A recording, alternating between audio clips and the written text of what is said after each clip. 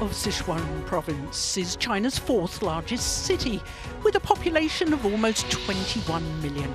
Whilst a bustling modern metropolis, the ancient traditional culture is never too far away. But all this week we will be based here at the Chengdu High-Tech Sports Centre Gymnasium for the TotalEnergies BWF Thomas and Uber Cup Finals, the men's and women's World Team Championships. 32 teams from 20 different nations from across the globe have gathered here in Chengdu for these two competitions.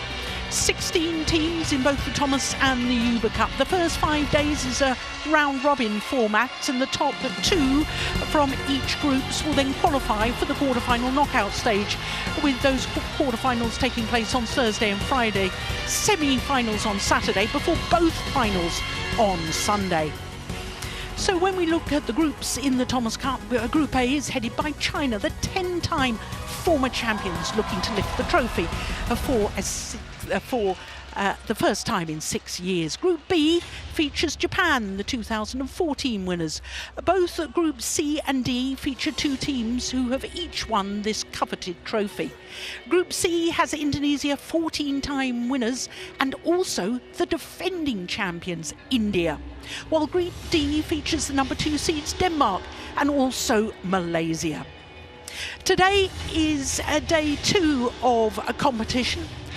And as the group stage continues, we will see and concentrate this evening on a Group A encounter. But we've already had a Uber Cup this morning, and Chinese Taipei, led by Tai Suying, in her 7th and final Uber Cup campaign, beating Malaysia 4-1. Then it was Denmark, the 2016 winners, in the Thomas Cup, who beat Hong Kong China 5-love. So as you can see, this Group A match this evening in the Thomas Cup, the men's team competition, the number 1 seed China against Canada. Well, as far as China are concerned, as I was saying, they've won the magnificent Thomas Cup on 10 previous occasions, the last 6 years ago in Bangkok. A very strong squad indeed. Their 4 singles players are all ranked in the top 20, including the gold and silver medalists at last year's Asian Games. And their 3 doubles are all ranked in the top 11, including the current world number 1s.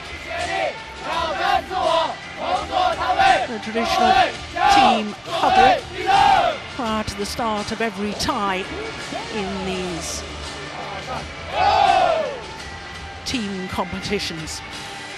Canada, well, there they are, not only have the might of China to contend with, but yesterday during their 5-love loss to Korea, one of their doubles players, Adam Dong, picked up an injury, and sadly he's not fit to play today. But when you look at their team list here, Canada has a group of very talented young singles players with more experience within the doubles players. So, as I was saying, China against Canada, and as you can see, depleted team huddle there from Canada, because of course some of their players are already preparing. The lineup is the traditional lineup. It is the first men's singles, then we will go to the first men's doubles, then the second men's singles, second men's doubles, and we finish with the third men's singles. This is always the order of play if nobody is playing more than once. And of course the scratch pairing in the second men's doubles of Awadia and Yakora because of the injury to Adam Dong. So the first of our matches, it is the current world number 2, Shi Yu Qi, the Asian Games silver medalist, up against Brian Yang, the gold medalist from the Pan American Games.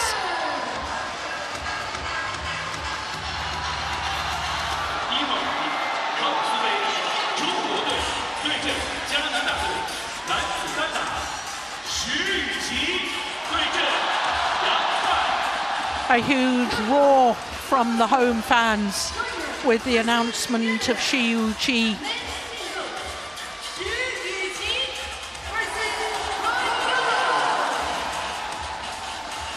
Brian Yang hurdling the plants at the back of the court there. That was rather agile and athletic.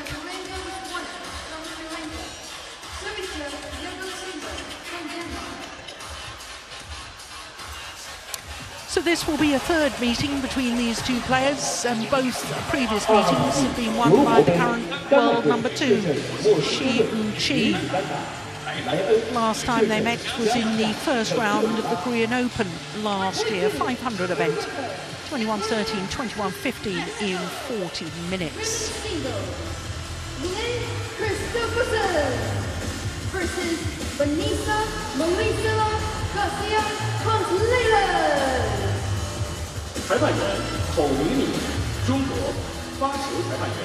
Well, surprisingly, it's only a third Thomas Cup campaign for Shi Yu Qi. His first in Bangkok in 2018. He played all 6 matches in the campaign and won all 6 matches.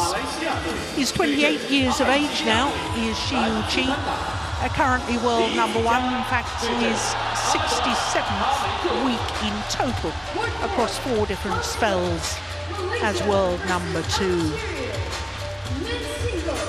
Silver medalist at last year's Asian Games in Hangzhou, lost out to teammate Shi Feng, who we will see in the third match of the day, the second men's singles. Brian Yang is just 22 years of age, born in Toronto, Ontario, and he's a tall athlete, but slightly shorter than his opponent, just under 6 foot tall, I have him down as. And this is his 4th Thomas Cup campaign, which quite frankly is remarkable considering he's only 22 years of age.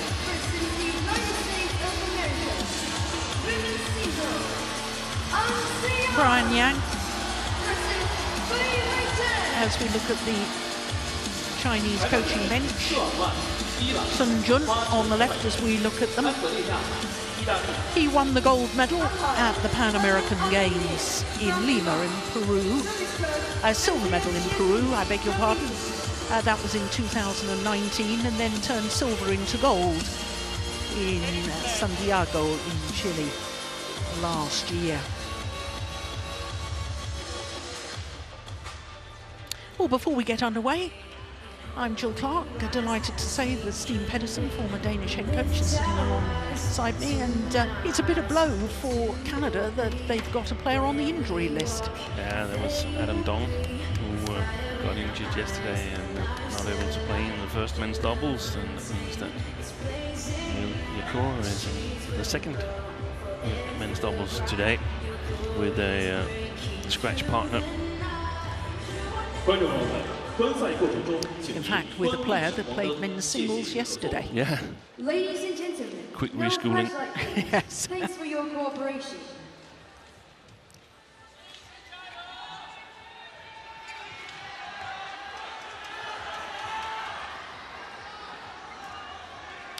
Umpire Vishwanath of Sri Lanka just about to get the match underway.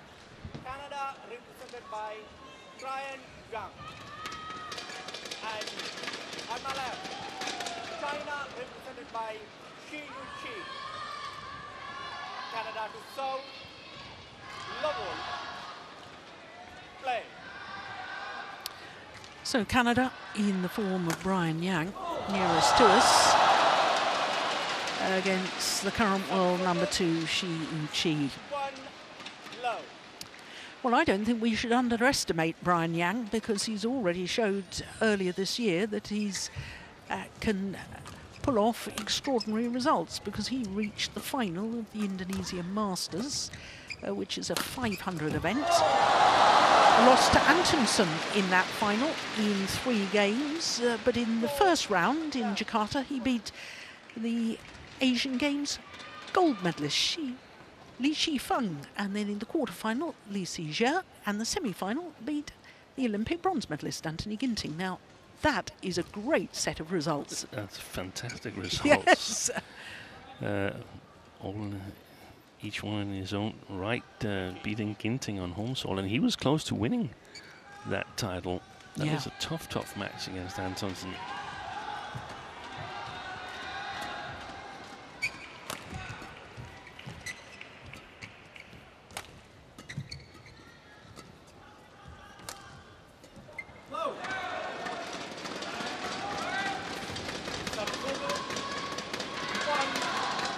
Now, both of these teams played yesterday on day one of competition. China beat Australia 5-love, and Shi Yu Qi beat Ricky Tang in 2 straight games. Brian Yang and Canada played against Korea, and they lost 5-love. Brian Yang losing that first men's singles to Ayok Jing. 21-11, 21-5. I was slightly surprised by that scoreline, Steve. That's a little bit of a disappointing result, but he's had some trouble sort of living up to that runner-up placement in Jakarta, has Brian Yang. And that was also the scoreline was surprisingly one-sided. We know that John Jin, he can play. Oh, yes. But I checked his tournament participation to see if he'd been injured or he's been out for some time, and he hasn't been out. He might have been slightly injured. I don't know that, but his game hasn't really been working as of late.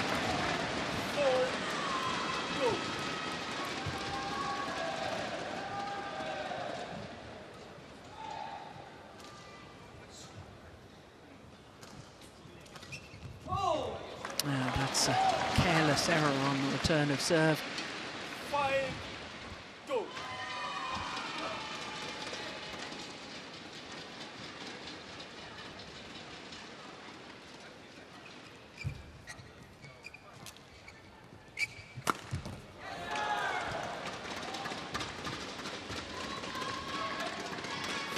Mike Butler on the left as we looked at them. Canadian coach was playing at the same time as me. I remember him very well. He was a very good left-hander. Yeah.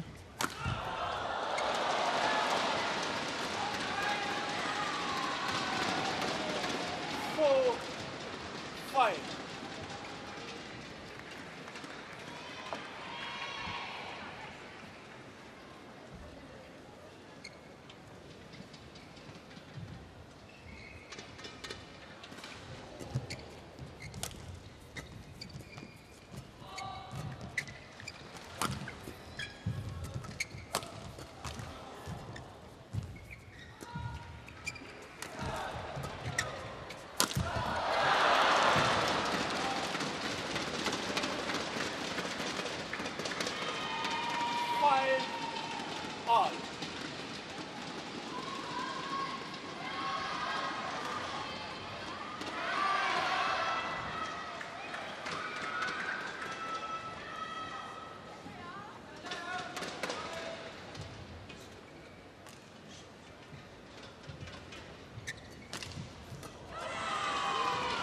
That's way long.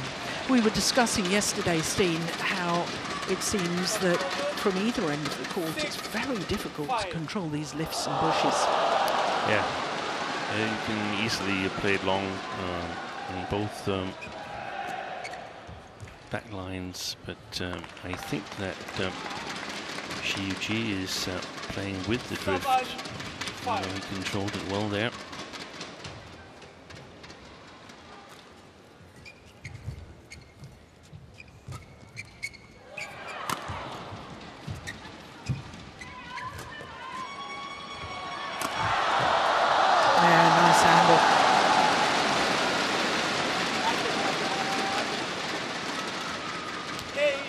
Well, Shi Yu Qi had a wonderful start to 2024. 2 finals in his first 2 tournaments of the year. Lost in the final of the Malaysian Super 1000 event, and a week later in Delhi won the Indian Open. Also won the French Open just last month.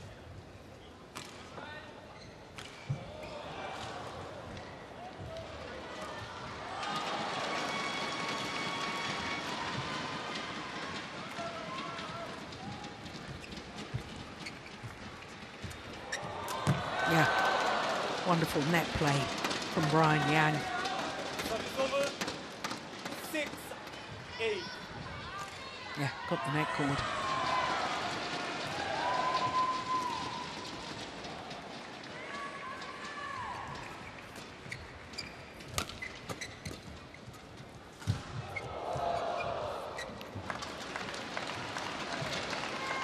Serve 9-6.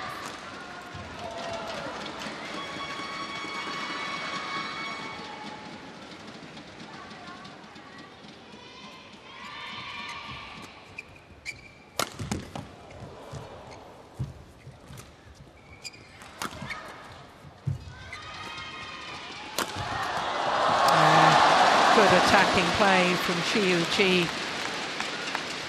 10-6. By your reckoning, Steen, you think that come the Olympic Games, Shi Yu Qi will be the #1 seed? Yes, I think so. He was well ahead before the Asia Championships, European Championships. I think more than 10,000 points ahead of #2, and I think he still retains a very, very good lead. Way long of the back line, and it is Shi Yu Qi who has the advantage.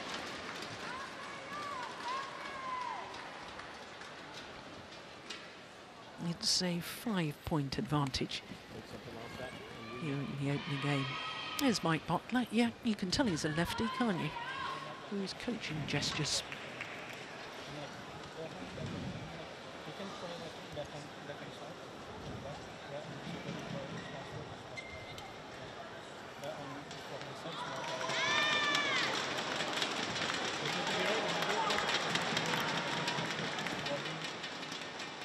Court 1, 20 seconds. Court 1, 20 seconds.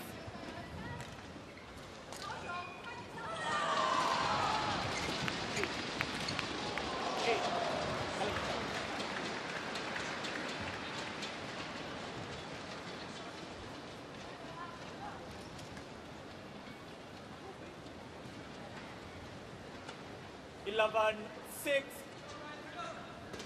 Play.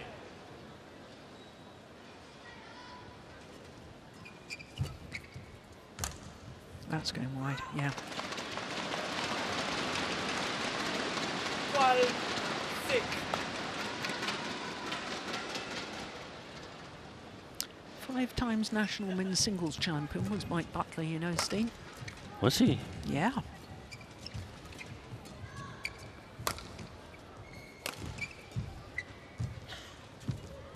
Oh, lovely net play. Super. Well constructed rally by Shi Yu Qi. 13-6. This is 5 straight points.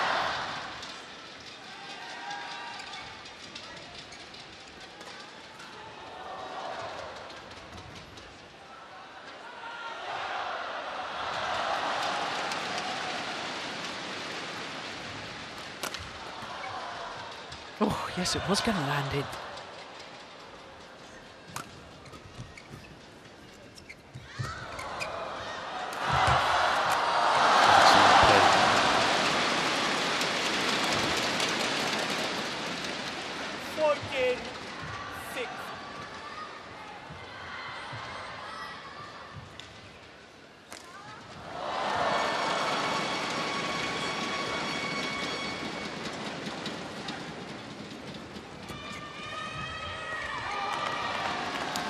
Seven straight points now.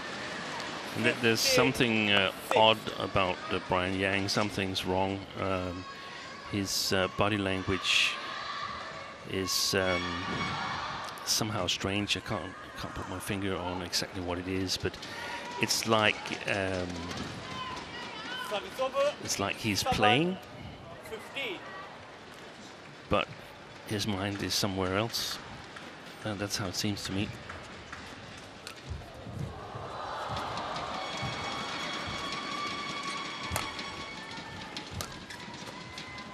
Pushed it wide.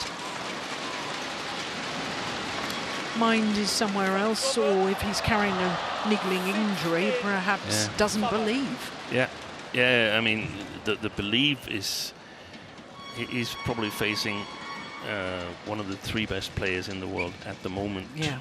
So it's a difficult task, but he doesn't look like you say, that he believes that he can do anything. He doesn't look like he can get some match practice out of it.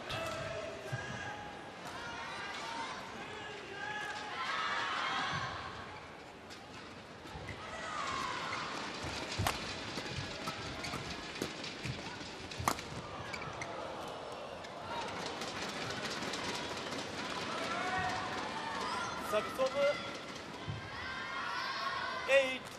8-17.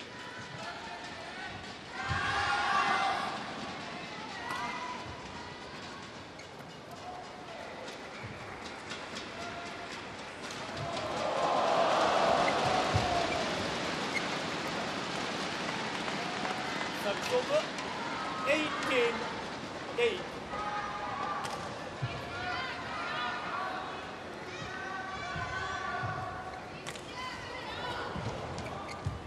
Oh, That's a good one. That's a super shot. Good disguise and return of serve.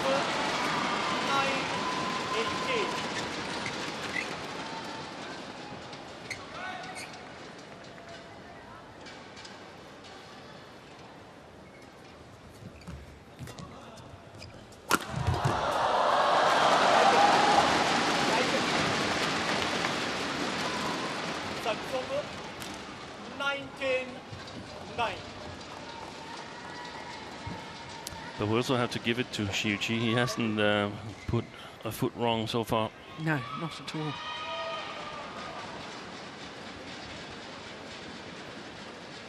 I think this is probably the two most important, one of the two most important tournaments this year.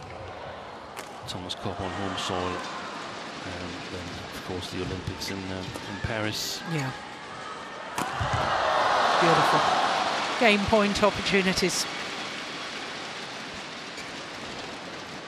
Shi Yu Qi on cruise control at the moment. 9.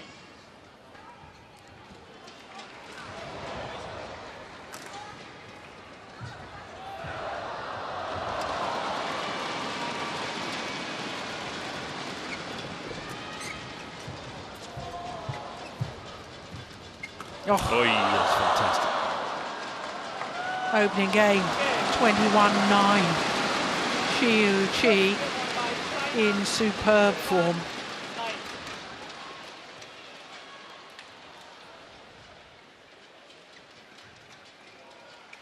Just about 14 minutes for that opening game. And looking very impressive indeed. Shi Yu Qi for China. 比球队相对来讲要慢，然后呢，但是你要是平的，半被动平的这样出去的，还是控制不好，容易接人。只要给他一点高度就很好，就能控制了。啊，包括你接对，这是要挡圆网，挡圆网直接在下面一拍抓第二个，都不错，可以的啊。没有发球的感觉都挺好，就是放微软的，就是他回戳你变到。 It's the kind of smash, but his smash is more like flat contact, so it's easier for you to block it. I mean, like, if you, I'm like, just take focus on defense, don't think too much. I'm ready for this. And then I'm like, when he drop or smash, just play long, just play safe. The same thing in the front. I'm like, you have to hit it earlier. He already did the bridge right here. Just do it regular net, no need to spin it so hard.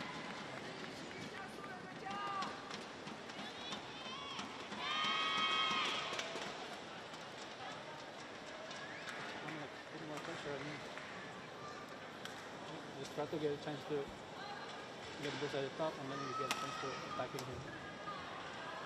Okay, then okay. I'm like we want to keep him, put him in that position all the time. And you bring him to the back. Okay, focus again, try again, Brian. Come on.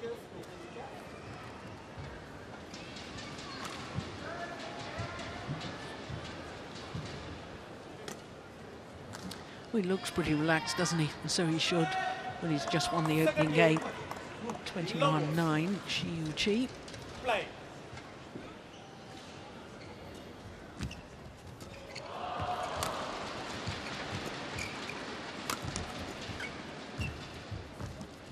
Oh, yeah, nice net play from Brian Yang. I don't suppose you got to hear any of the coaching there, Steen, No, from the Canadian coaches. One little bit that if Shi Yu Qi was smashing or dropping, then he should play it a little bit into the court, the way I understood it. Possibly to prevent Shi Yu Qi from playing tight to the net afterwards. He missed that one. But there we saw one of the solutions when players try to play it a little bit extra into the court, and that is to use the cross net, because you can still maintain a lot of pace in the shuttle and still play it close to the net. So instead of playing the straight net shot, which tends to be a little bit slower, a little bit more risky, play the cross net shot, and Shi Yu Qi is a master of that.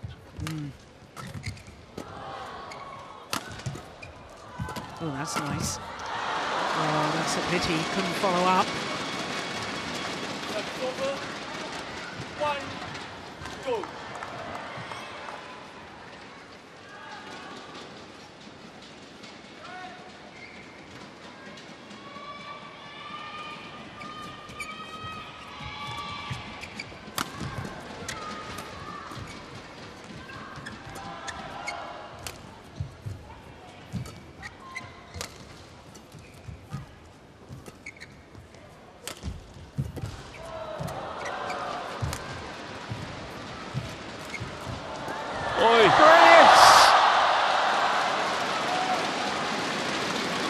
Good rally from Brian Yang, but Shi Yu Qi got so much back. 3, 1,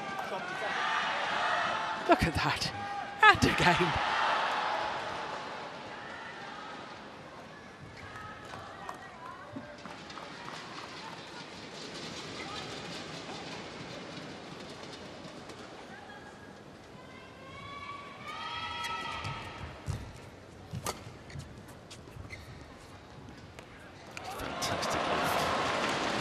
Just extraordinary, isn't it? We were talking in the open game about how difficult it is to control the lifts, and that was inch perfect from Shi Yu Qi.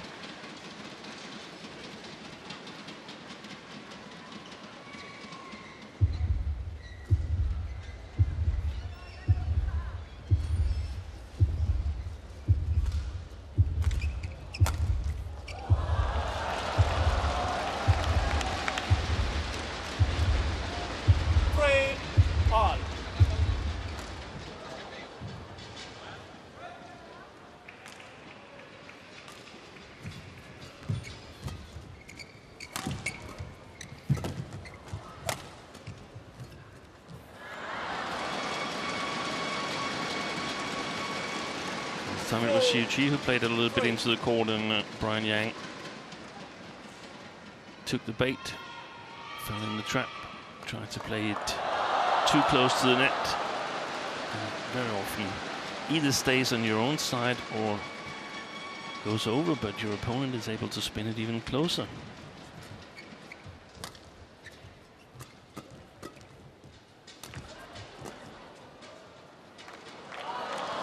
Way long.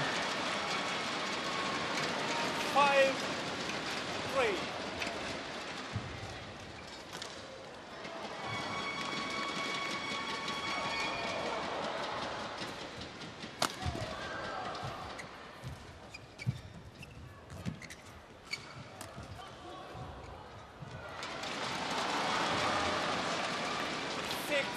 Lots of mistakes at the net from Brian Yang, and when he's played one of those shots, I have a feeling that he's thinking to himself, yeah, that's what I thought. It wasn't going over. Yeah.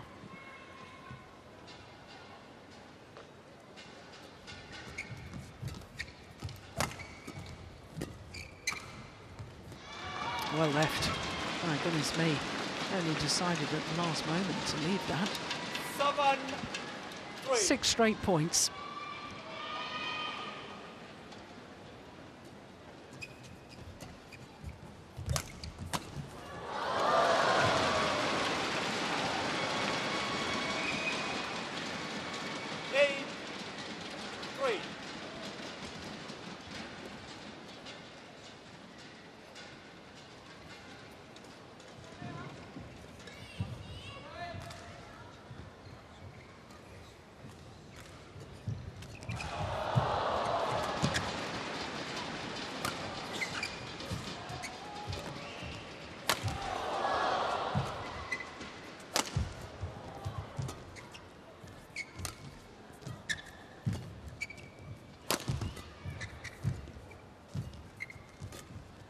Short, yeah. Got badly deflected by the net court. That lift from Brian Yang. That's a pity. 9-3. Had to guess, didn't he? Didn't guess correctly. No.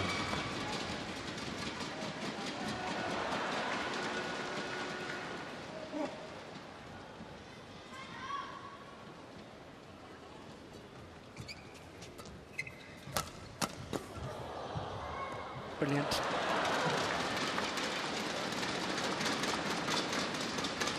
Service over. 4-9. Well, that had been a run of 8 straight points.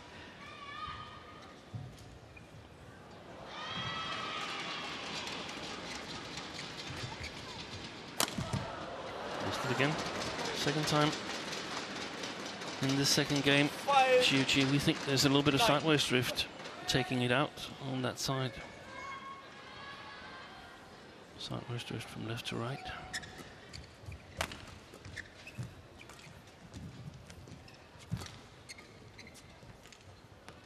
Ooh. It's another very well controlled lift from Shi Yu Qi. 5.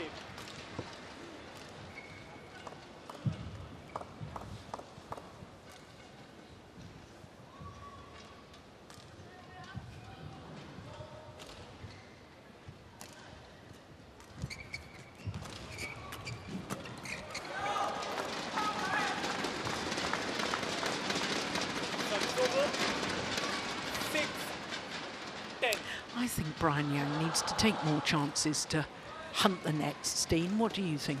Yeah, I really don't know, because it seems like everything is going wrong. So we might as well take some chances. You're right. Yeah. So, as with the opening game, there's a 6-point advantage at mid-game interval for Shi Yu Qi. 5-point advantage, I do beg your pardon.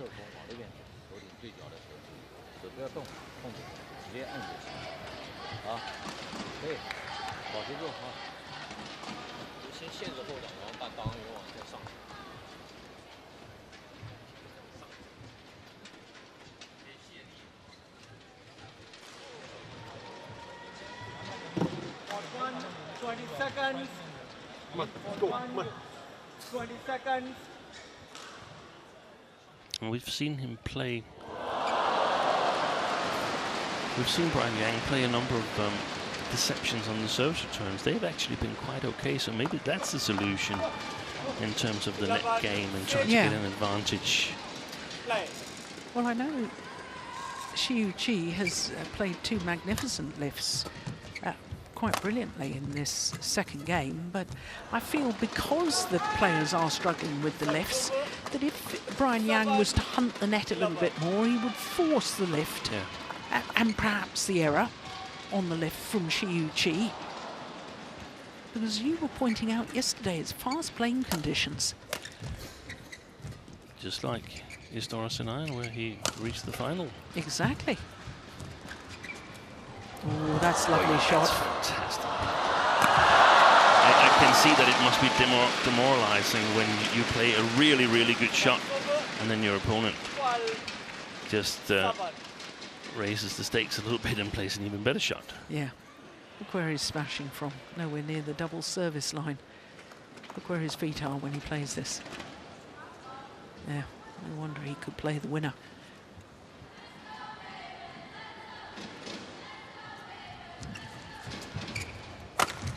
Missed it.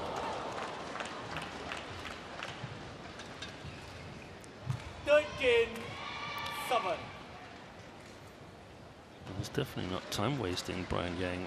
No. I think a lot of players would try to extend the time in between the rallies to sort of get yourself together. He's just quickly ready.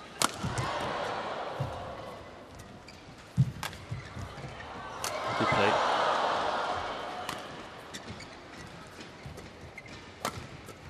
Good rally.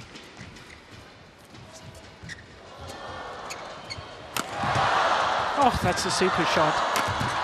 Yeah, well played, Brian Yang.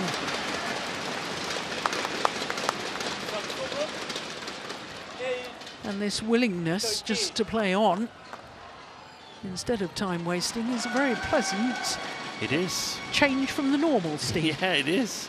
I like it, but not if I were coaching him. I would say, hey, we've got to try and break the rhythm or something. But he didn't waste time before that last rally, and he won the last rally. Exactly. So you don't need to waste time. He's almost gone a little bit in the opposite direction, sort of speeding to get the next rally going.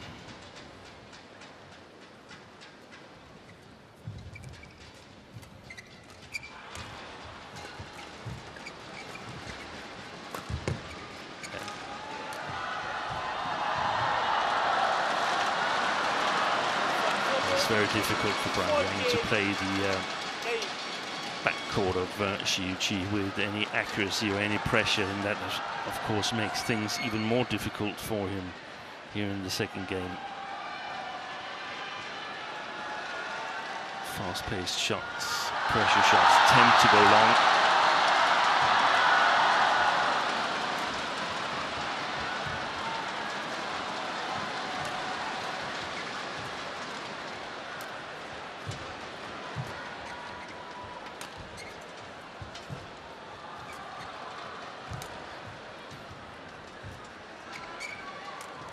Oh, dear me, what on earth happened there? Well, he looks up at the lights after the error, Shi Yu Qi. I'm guessing he lost sight of the shuttle because that drop shot went in the bottom of the net. Very unusual error for him.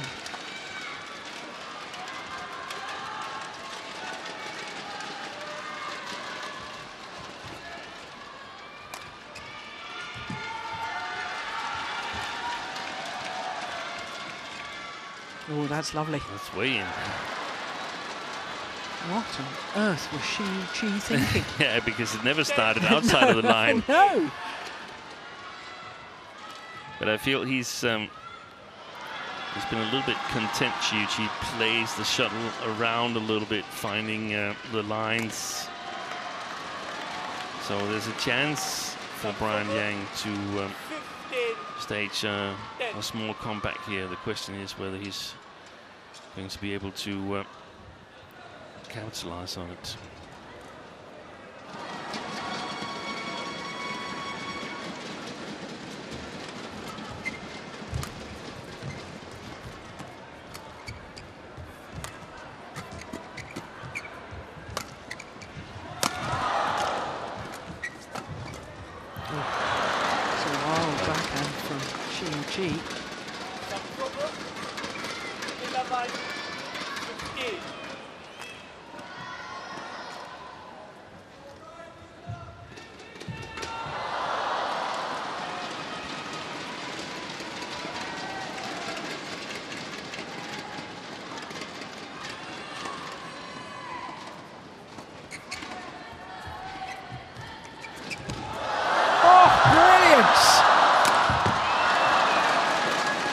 Well, the courage to play the tight net shots, Brian Yang.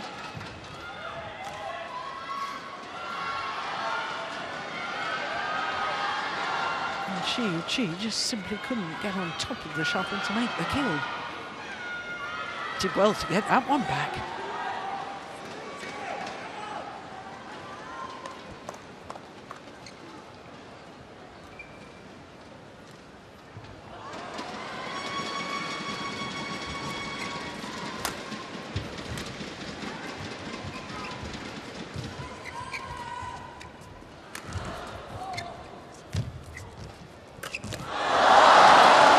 I do like that in a player's team. Yeah. Missed the previous one on the net kill, makes it the next time.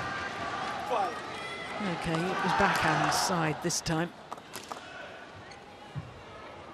Yeah. Super play.2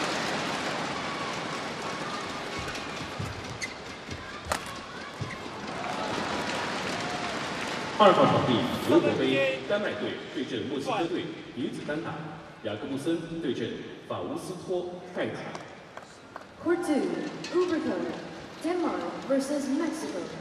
Women's single, Julia Double-Jacobsen versus Amala Bunton. 裁判员罗哈娜，斯里兰卡；发球裁判员阮范迪安，越南。 Umpire, Johanna De Silva from Sri Lanka. Service serve, Nice. from And Nguyen. getting a little bit more confident with his lifts. Brian Yang, shorter movement, shorter racket movement.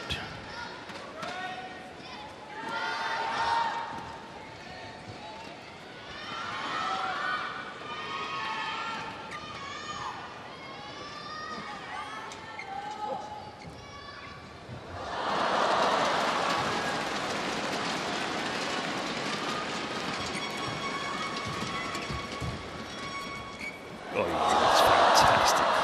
Amazing. He's somehow sort of chopped underneath Yeah, that yeah. from so low down and Floor level. played the perfect net shot. Take a look at One, this. two. That was when he first came onto the world stage. That was his trademark, those low returns at the net, but mostly on drop 4号场 shots. 地 Yeah. 奥斯杯，马来西亚队对阵阿尔及利亚队男子单打，詹俊维对阵尤塞夫梅德尔。 Court 4, Thomas Kerr, Malaysia versus Algeria. Men's single, Chung Ju-wei versus Youssef Sabri Madem. 裁判员许大美，奥地利；发球裁判员费恩，印度。 Umpire, David Goffin Schroeder from Austria. Service judge, Fine That's a good one. Yeah. from India. Not the first time he's been successful with that, Brian Yang. That's a really, really good shot. Lovely backhand service return.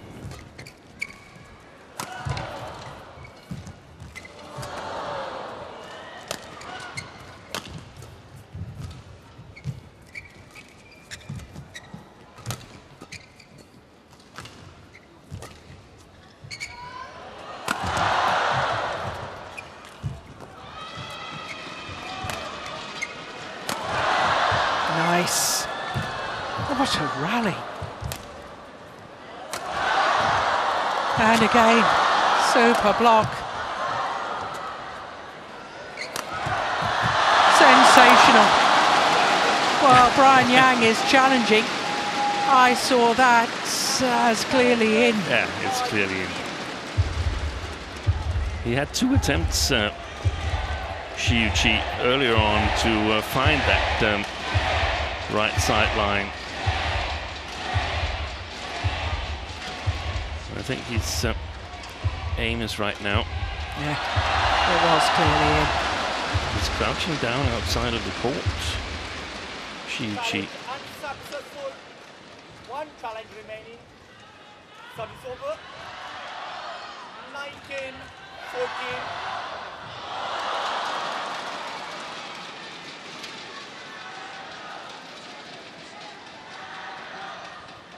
Okay.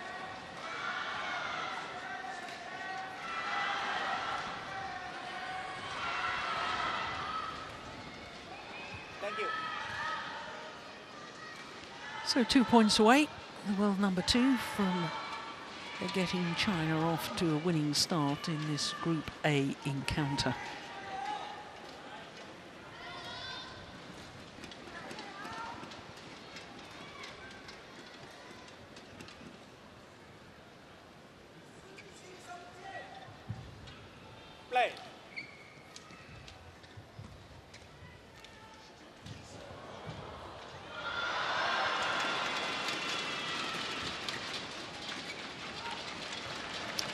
Match point opportunities. 20, match point 14.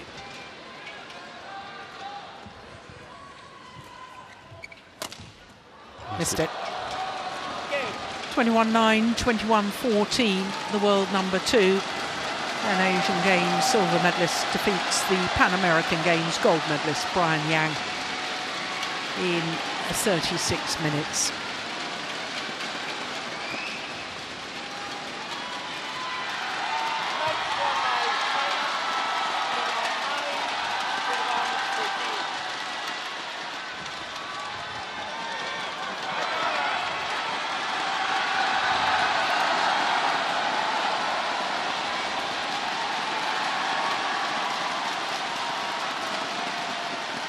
Very competent performance today by Shi Yu Qi.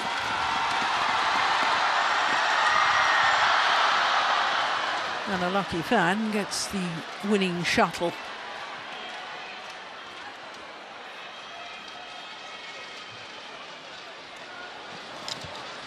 Job well done. Well, we saw glimpses of Brian Yang's potential in that second game, but there is confirmation of the scoreline. 21-9, 21-14 in 36 minutes.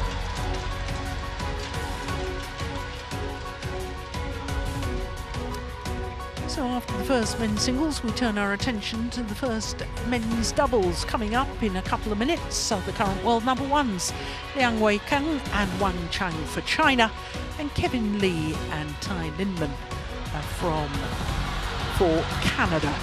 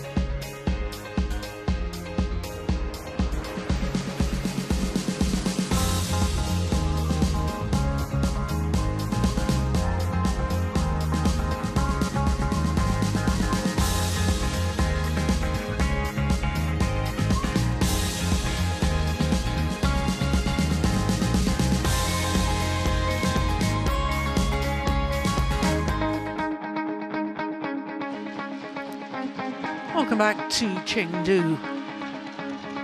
Fourth time that China has hosted the Thomas and Uber Cup finals.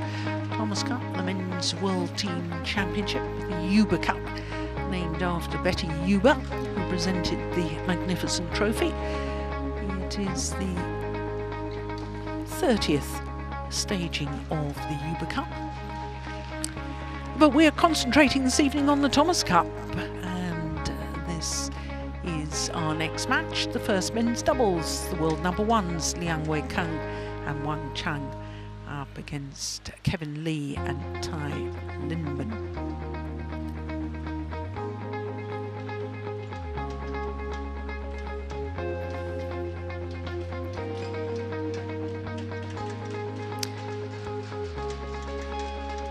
Lee and Linman, usually the Canadian number 2 a pair, but due to injury yesterday to Adam Dong, they have been promoted to the first men's doubles, and Neil Yakora will play in a scratch partnership at the second men's doubles.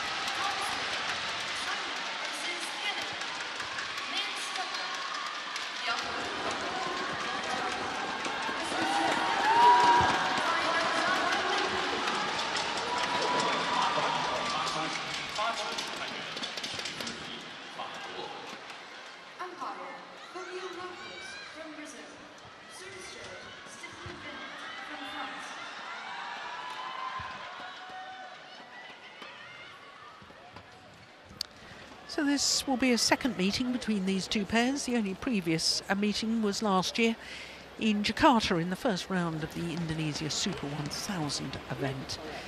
21-13, 21-13 in 23 minutes. The Chinese pair won.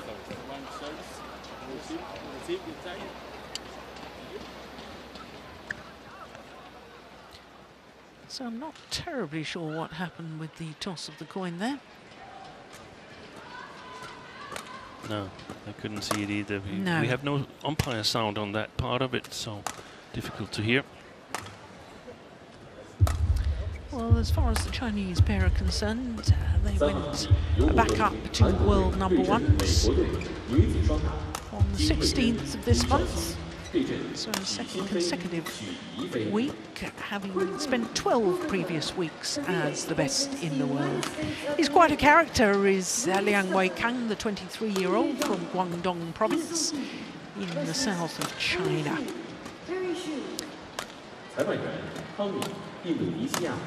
He and his partner have already won 2 titles this year. The Malaysian Open, the first Super 1000 event on the HSBC BWF World Tour, and also the Asia Championships in Ningbo, which is where this young man, Wang Cheng, is from. He will turn 23 2 days after this Thomas Cup competition finishes. He's the taller of the two, 180, 5'11". 7 finals last year for them. They had a very, very good year last year. Kevin Lee is playing in his second Thomas Cup campaign. 2 years ago in Bangkok, he played 3 matches with 3 different partners. Quite extraordinary.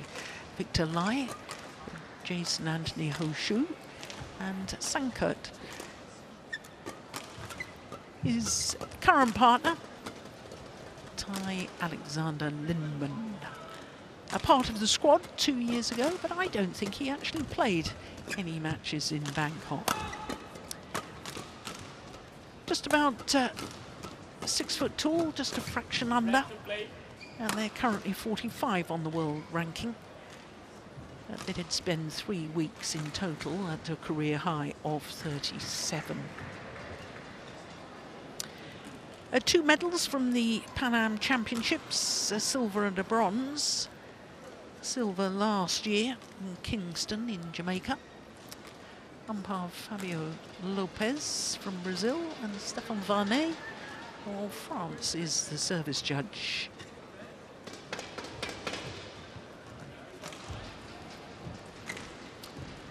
So this young man is obviously versatile, Steen. The fact that he played with 3 different partners last time and now playing a Thomas Cup campaign with a 4th different partner. Yeah.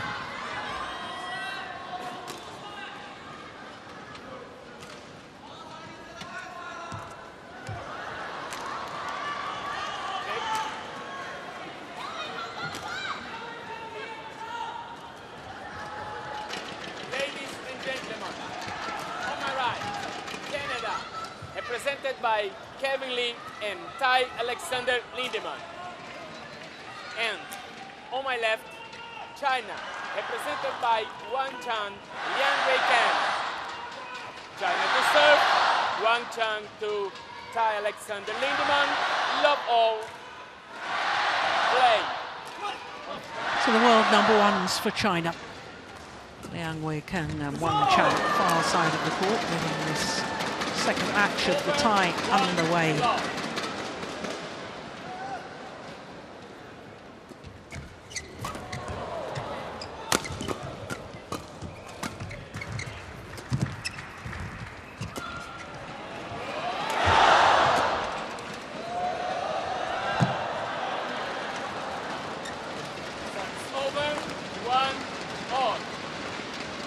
Now, I was reading that this young man, Liang Weikang, has lost about 5 kilos in weight. Did you see that? I saw that. Yeah. I read it as he himself said it was around 10 kilos. Maybe there's been 10 pounds, so 5 kilos is correct. Anyway, he looks fit and is strapping on the right arm that he's been carrying for quite some time. It's gone. So that's a positive sign for the Chinese. There's no doubt Liang Wei-Kang looks better for his weight loss, but it is fairly dramatic since we last saw him, isn't it? Yeah. Because we last saw him in March at the All England Championships.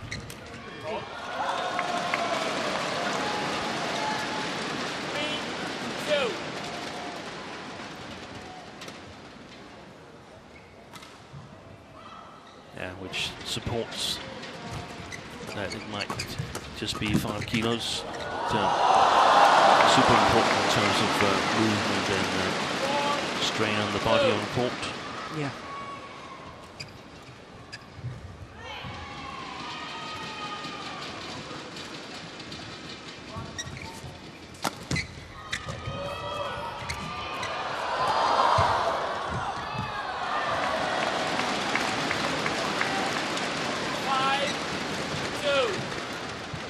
This Canadian pair, sadly for them, have missed out on Olympic qualification because Adam Dong and Yulia Kora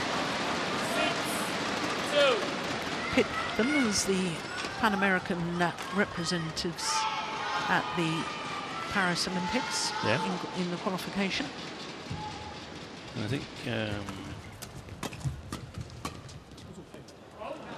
they qualified. They don't have to use one of those continental representation spots. I think they qualified outright. And also the American pair of Winston Chu and Josh Yuan.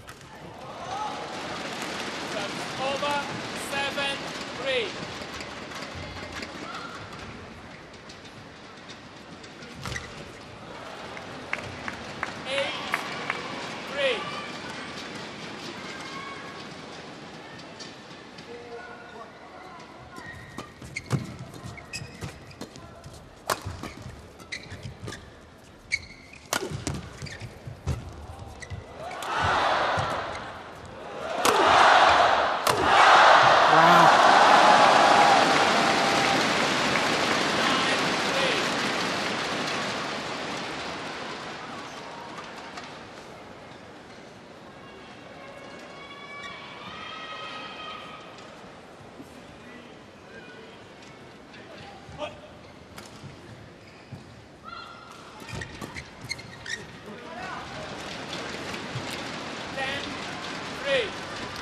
They're really into the stride now, the world #1s.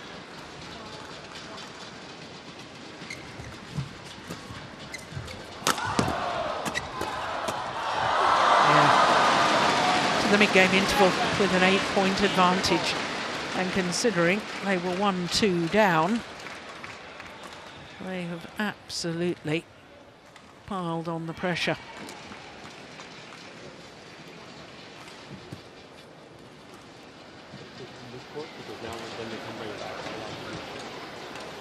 Just be careful with the serve. They're tapping it a bit. I'm gonna do cross. I'm gonna just the small stroke like this, and then I'm gonna do rapid. Some of their serve is going to be off the front. I'm like the way you're playing is already good. You start to put the pressure, but just start to keep changing direction too. A lot of times the guys like getting to a hand, pressing the big two. 20 seconds.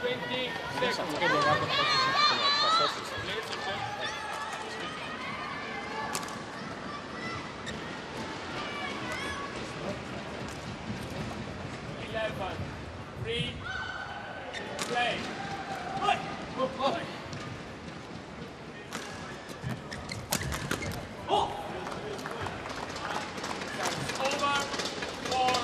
4-11.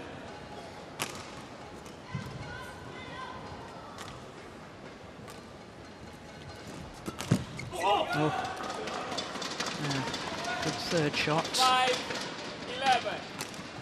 Any suggestions, Steen? I'm assuming you didn't really hear any of the coaching. No, I didn't hear a lot of it. I heard that the Indonesian coach suggested that they were careful about Liang Wei-Kang's serve, his tumble serve, that had to be returned with a very short touch from the racket.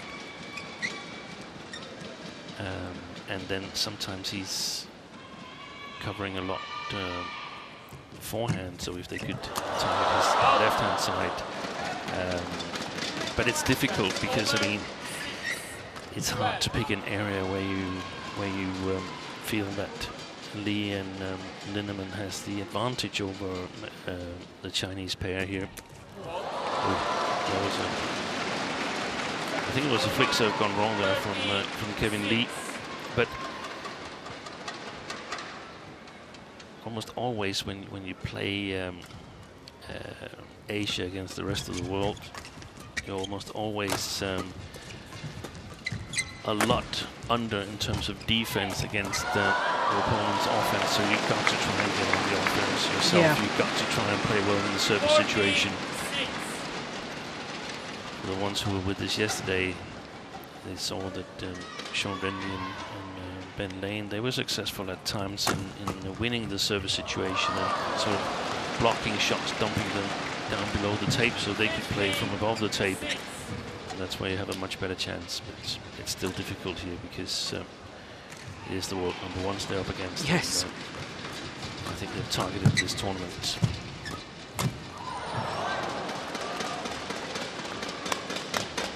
Over 7-15.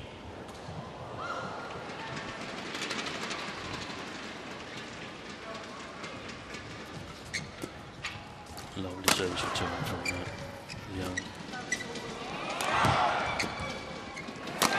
Oh, my word. Take that. What a smash from Wang Chan. 16-7. Look at this angle. Look at that. And that's the thing when you have him on the backcourt. He doesn't hit as hard as Liang Weikong does. Very few do. But he's much more adventurous in his placement of and his shot selection, Wang Chang. Let's serve again. Oh, lovely touch from Liang Weikong.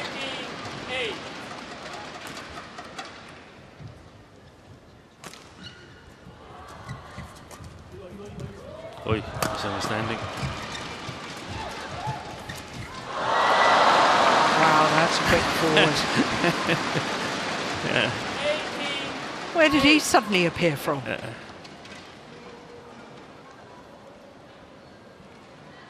Kevin Li can't believe it either. 19-8.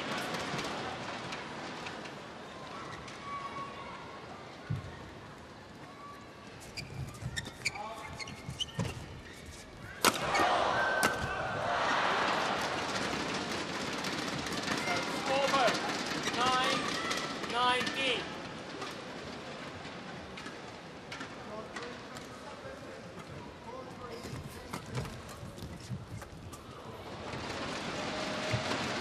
Over 20. Game point ball. opportunities 9. for China.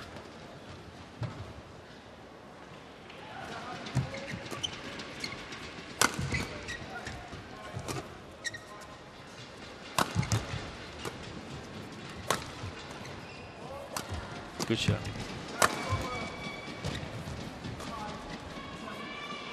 Oh, he's come back in. That was quite a movement on that Was. shuttle sideways. First game won by China. 21-9. Umpire confirms that it's 21-9, the opening game. Yeah, my goodness, that must have moved at least 10 centimetres. Only 9 minutes for the opening game. 21-9. 空的、深的、重的收，自己再去熟悉一下。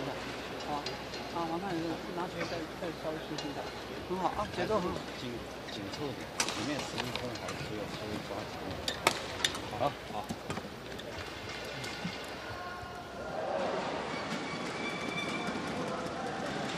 Just want to get a chance to attack them. Defense are already good. You try to pass the person in front all the time. Okay? But when you guys attacking in the front, just touch it. Okay, let's say try smashing, attacking in the front. If the bird's high, I'm like, you can put the pressure like that. Put pressure, but if the bird's flat, just place it. Hit it soft again. So it's easy for Thai to put more pressure again. Hey Kevin, the ones that you've missed from there, and you haven't missed a lot, is the ones that you missed, but then the racket kind of goes down, right? And then you got to try to get it back up and then turn it up.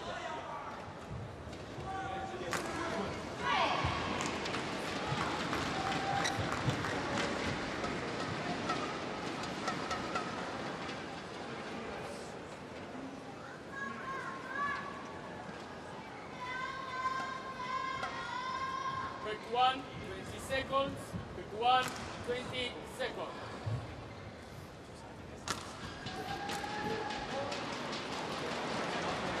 Okay.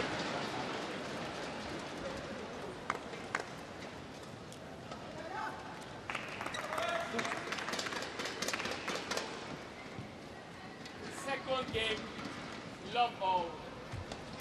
Play. Ball.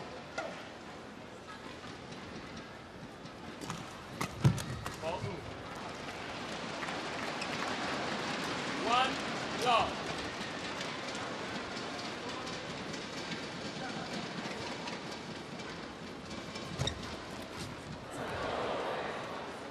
Well, a wonderful return of serve there from Kevin Lee.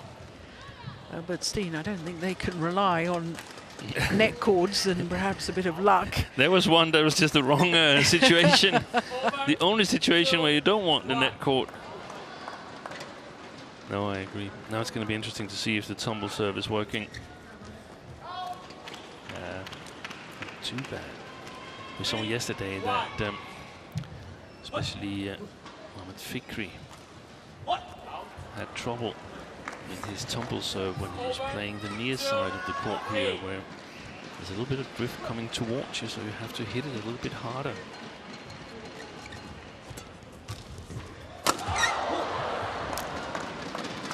Ardianto had trouble with his serve period. Yeah, that's true. Yeah, he will have been on the practice courts today sorting that out. No doubt about it.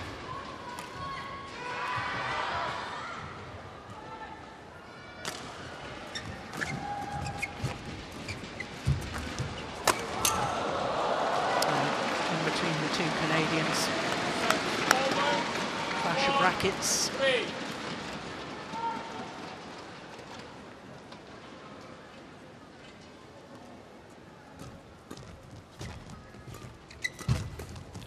Good play.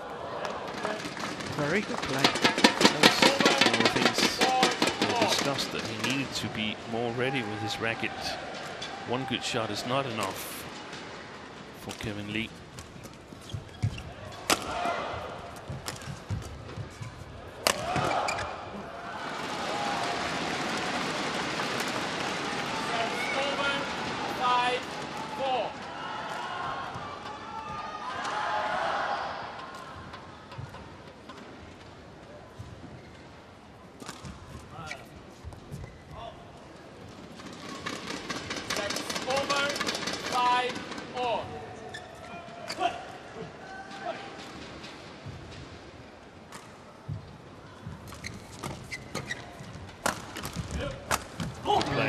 Good work. Super quick on the third shot, Kevin Lee, mid-court area. And the initiative in the rally. Oh, brilliant net shot. Wonderful touch from this man, Kevin Lee.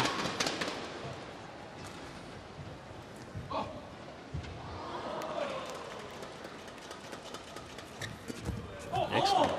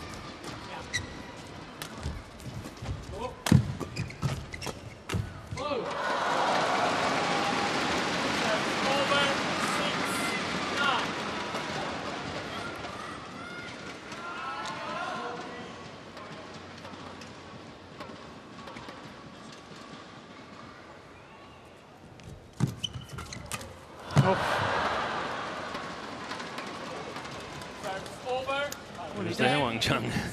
Yeah, I was going to say he does read the game extremely well. And he was in the right place at the right time.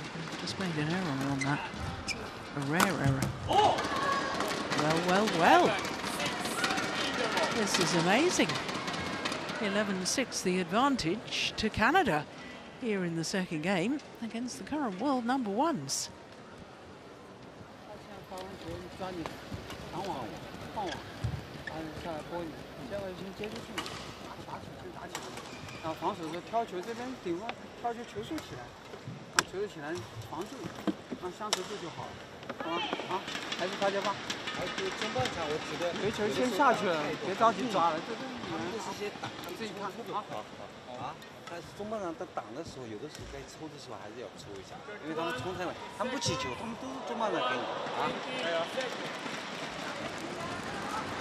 色板地奥里斯杯，马来西亚队对阵阿尔及利亚队。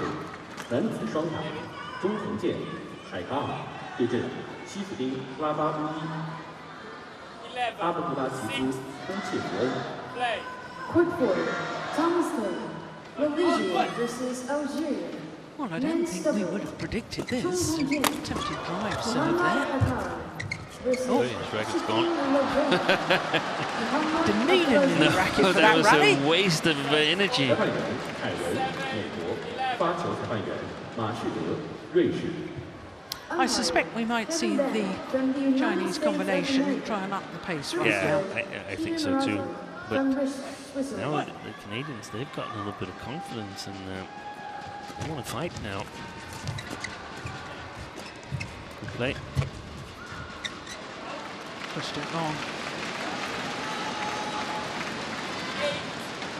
8-11.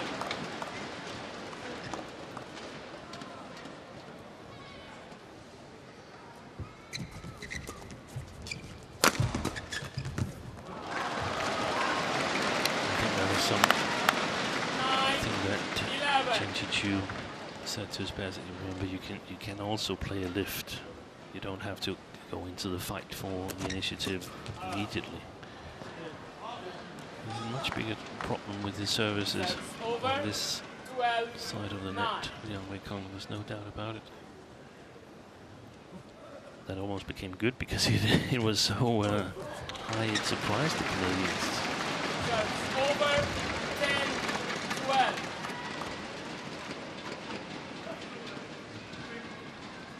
Four of the 5 points since the mid-game interval to China.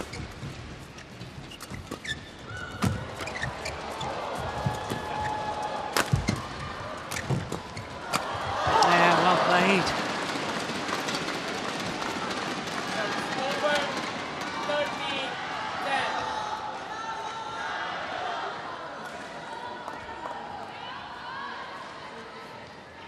I like the fact that he went for the acute angle rather than trying to blast that last one, Kevin Lee.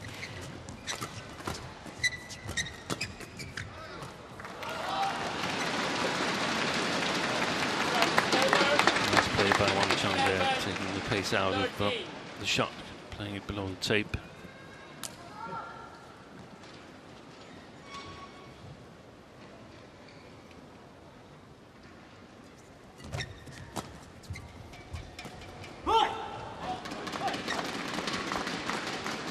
Over 14-11.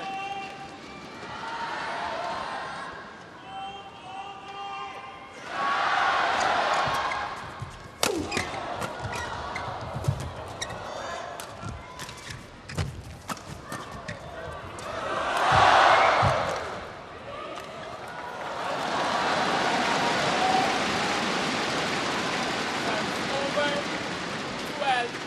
12-14.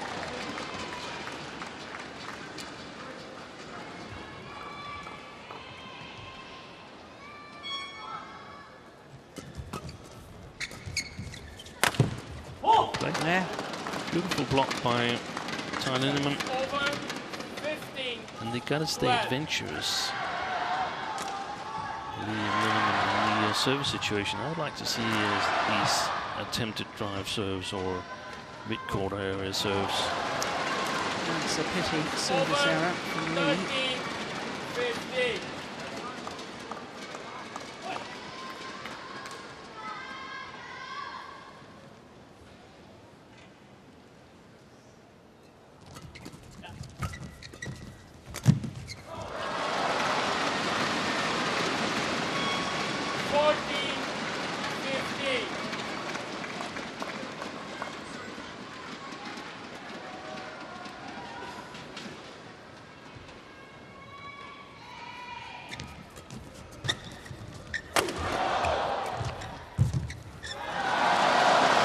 Back level.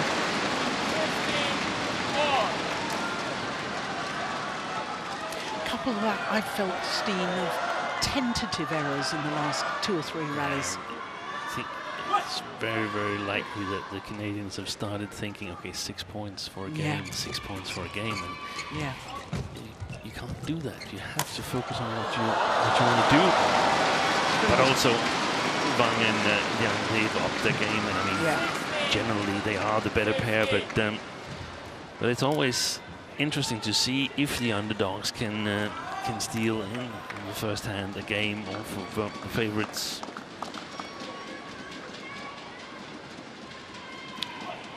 But it's a little concerning that the tumble serve is not really working. That was actually quite a good one from I know that Kim Astrup, he sometimes refrains from playing tumble serve, just plays a regular serve when he's playing up against the drift. Well, that run of 5 straight points comes to an end. 16, 17. 2号场地尤国杯，丹麦队对阵墨西哥队，女子单打，舒尔茨对阵索里斯马丁内斯。 Group 2, Puerto Denmark versus Mexico. Women's singles. Amelia Xu versus Sabrina Song. 裁判员黄维娜，中国香港；发球裁判员孔明敏，中国。 Umpire Victor Lai from Hong Kong, China. Service judge Weng. That is a brilliant smash. Well, I think he's learned from his partner. You said that Wang Chang tends to be more adventurous. We don't often see a smash like that from that was brilliant, and that's Nguyen. sort of a situation where I think you can see that he looks more agile. Yeah. 2 points away from giving China a 2-love lead in this overall tie. Serves over. 17, 19.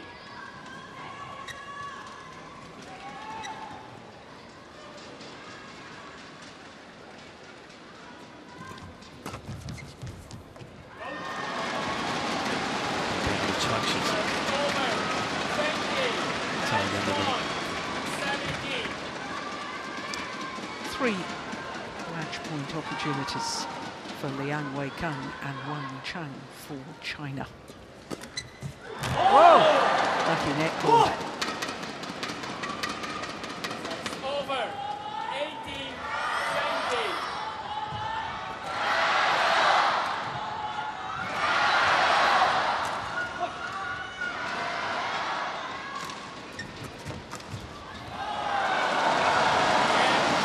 Again, hardly touched it. They went long at the back line. 21-9, 21-18.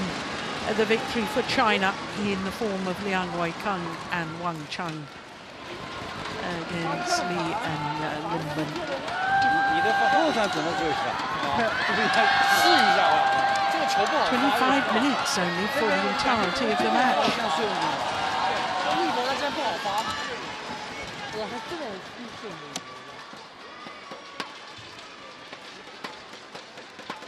Very, very fast playing conditions.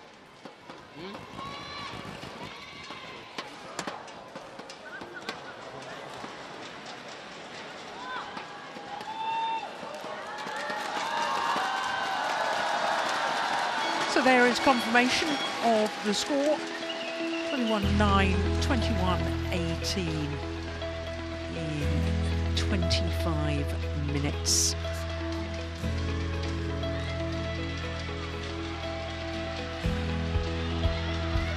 So 2 matches complete in this Group A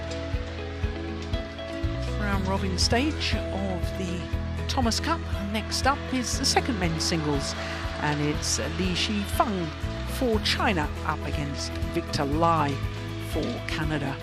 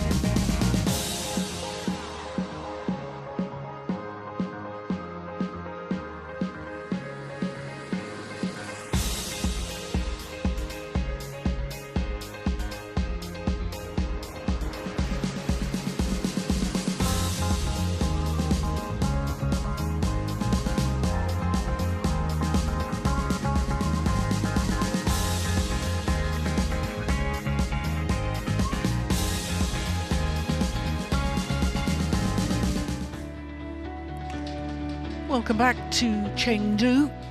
It's a very ancient city, dates back over 3,000 years. Interestingly, unlike many other cities in China, Chengdu has always been its name. Whilst there's some very modern parts of this city, the ancient traditions still live on. Well, our next match is the second men's singles, and it features the Asian Games gold medalist Shi Feng for China up against Victor Lai for Canada.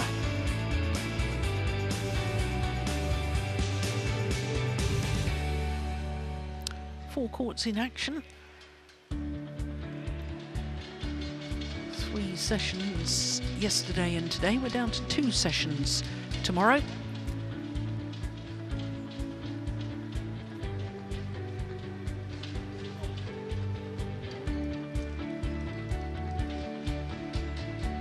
I do like the Chengdu Thomas and Uber Cup Finals logo, don't you, Steen, which is the shuttles, the feathers made out of bamboo, and the 2 panda heads meeting each other.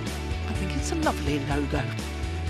Can't see it quite so well on that graphic, but all around the arena it's a little more obvious with the green and pale green for the bamboo shoots and the panda heads as the... It's all over the city, the adverts for this event here.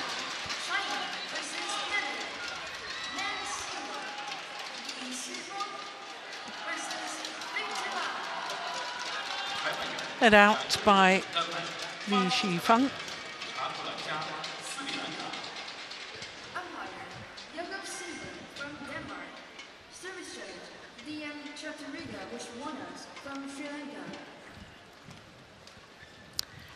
This will be a first meeting between these 2 players, and not surprising because this young man from Canada is only 19 and he hasn't yet really started playing on the World Tour.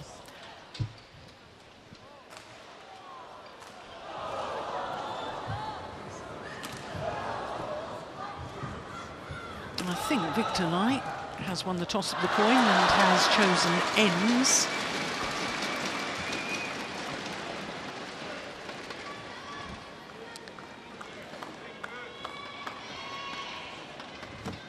So Jakob Sundberg will be in the umpire's chair for this one.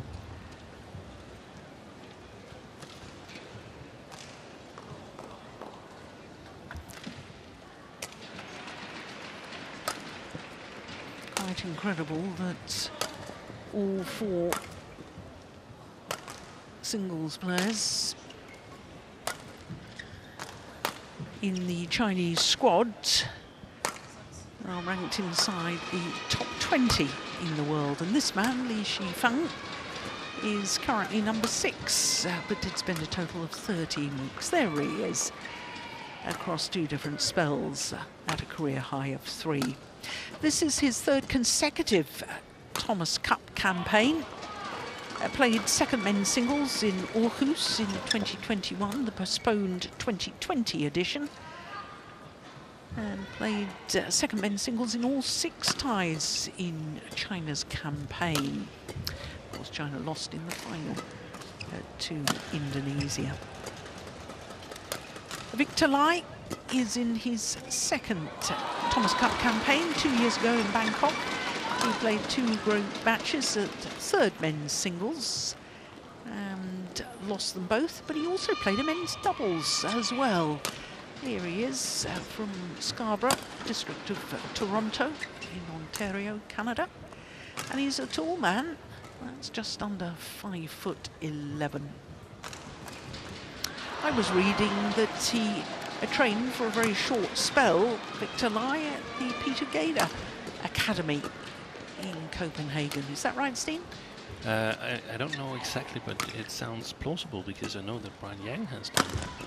Yeah. Ready to play?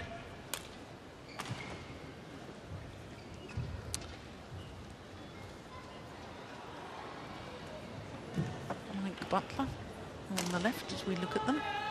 I was chatting to him earlier in the week here in Chengdu, and he was full of praise of this young man, Victor Lai, saying that he was a smart player, talented, he needs to get a bit more physical strength, and when he does, he believes that his game will go up to a new level. And I don't think I'd disagree with that synopsis either. So as I was telling you, Jakob Simberg is on par for this one, and Bushwanatz, the service judge.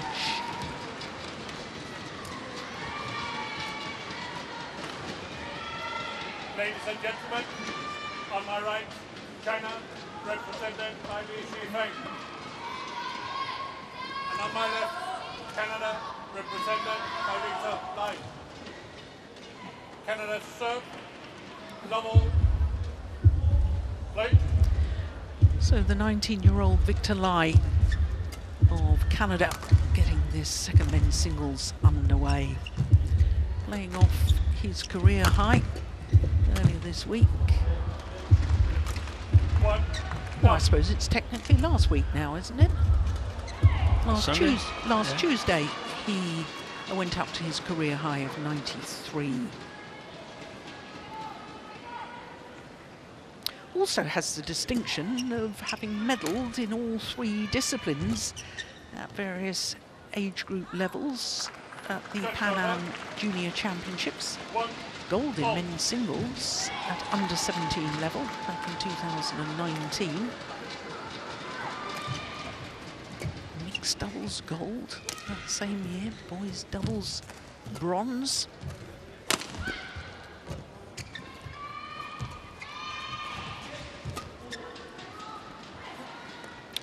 The singles in the Canadian team are all very young. Yes. So good prospects, and both Victor Lai and Josh Nguyen, who we're going to see in the 3rd men's singles here, they should sort of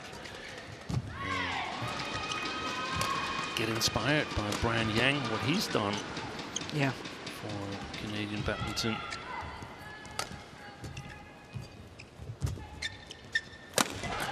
Yeah, nice. 3, 1.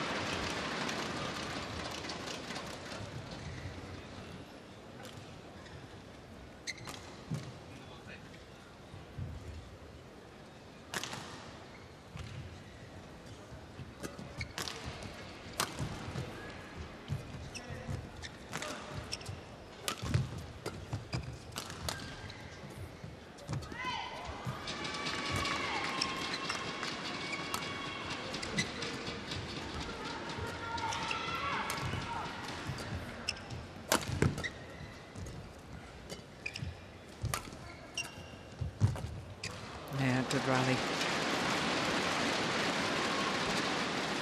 Big difference in the outcome of that rally, the fact that Shi Feng stood his ground and took the drop shot very early indeed, didn't he? His racket arm was outstretched, blocking it back to the net, giving Victor Lai virtually no time to scamper forward.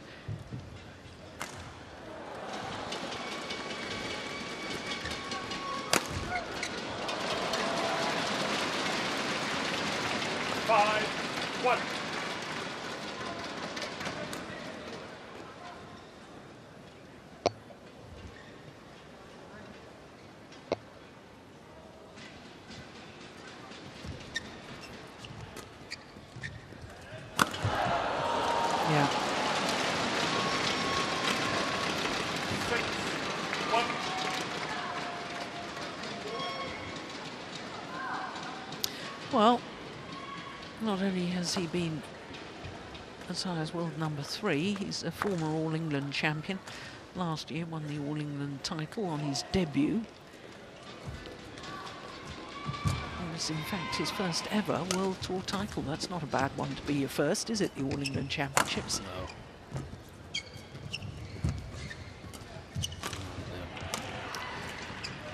Very much forward to see Shi Feng in this tournament. That's well played, Victor Lai. I'm looking very much forward to see Shi Feng in this tournament here because I feel he might be, if not one of the favorites, then one of the absolute dark horses for the Paris Olympic Games. He's been a lot of up and down in his tournaments. Since winning the All England, sometimes he plays really well and sometimes he sort of disappears in the first or second round. Yeah. So I think he's very reliant on preparing for a tournament, targeting the top form. And I've also read that he is experiencing problems with his foot.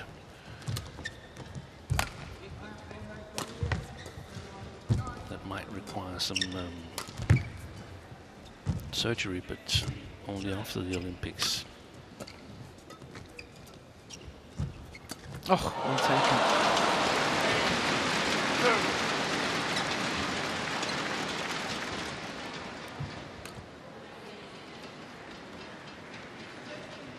Yes, it's interesting your point about targeting the main events, because Shi Feng not only won that All England title, but the gold at the Asian Games in Hangzhou.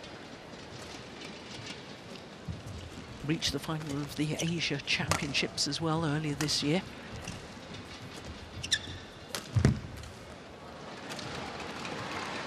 So the big events that we all talk about, you know, at the end of a player's career, about how many Super 1000 titles, how many medals in major events.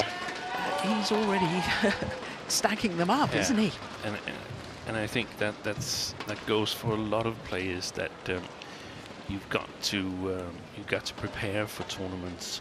And when you're in a qualification period here, everybody gets a little bit tensed and are afraid of missing out.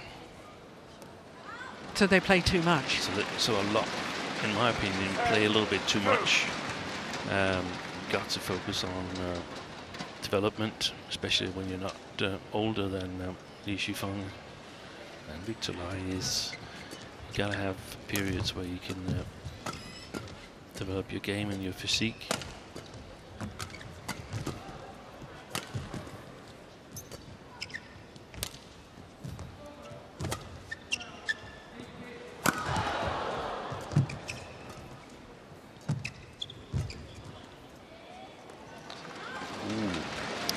Just long of the back line. And 11-2, the advantage to the Asian Games gold medalist Shi Feng in this opening game. Box net back at him like that, or take a lot off it, but then he's coming at you with the smash as well. So I would take him back at the net, but like more box net, just more control until you get some receipt. Rather like that is alright. That when you put the pressure, try to I'm like, press it with fire. I'm like just smash. It's not even stick up. I'm like, you just like to drop it down like that. Press it. I'm like, hit it to his body. Hold 1 second. Hold 1 second. More aggressive from the front.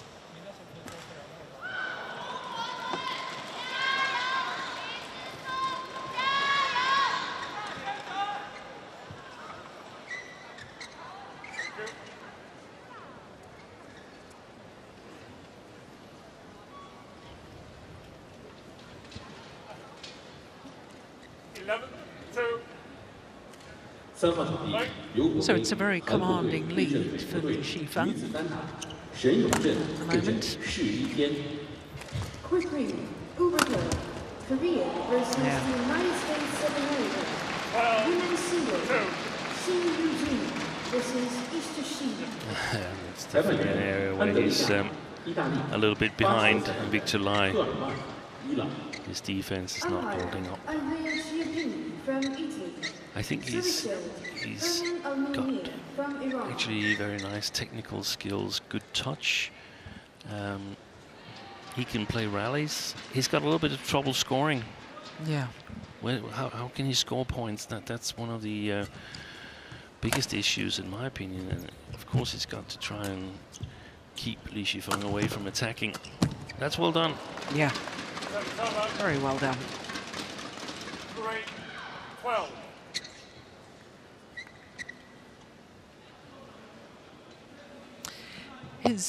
His body shape reminds me a little bit of the first time I saw Victor Axelsen. You know, how old was Victor back then? Probably 17. Yeah, that's true. He looks to me as if he's probably still growing upwards. Yeah. So he's not able to fill out while the body is growing upwards. You simply aren't able to put on the sort of muscle bulk and so on. You've got to really finish growing upwards before you start doing that. But it's interesting. He does remind me, body shape, of Victor. Yeah. Oh, he would do. He is Victor, but a different Victor. Yeah. Victor with a K. Victor with a K.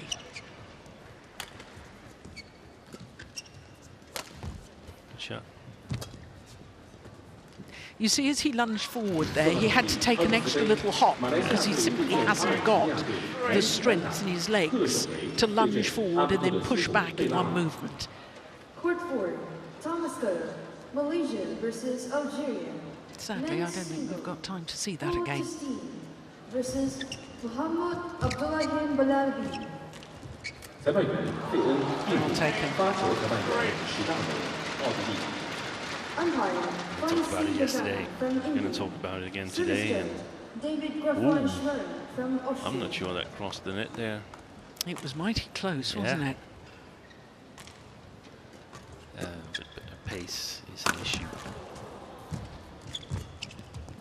Probably the hardest thing as a badminton player, as a prospect coming up from the junior years to the seniors, to get in the right pace.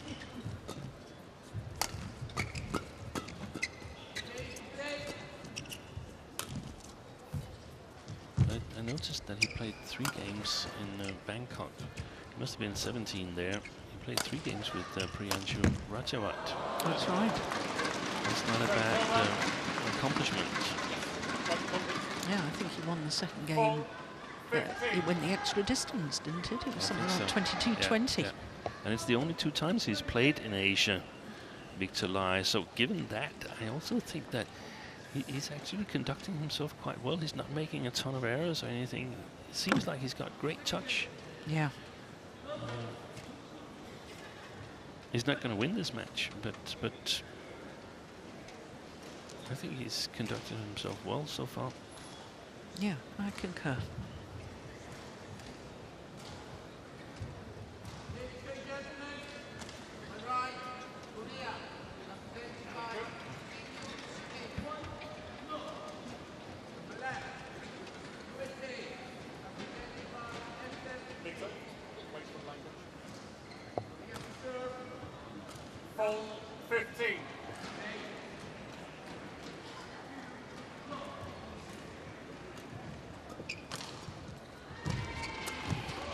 there. Rather telegraphed that he was going to play that net shot.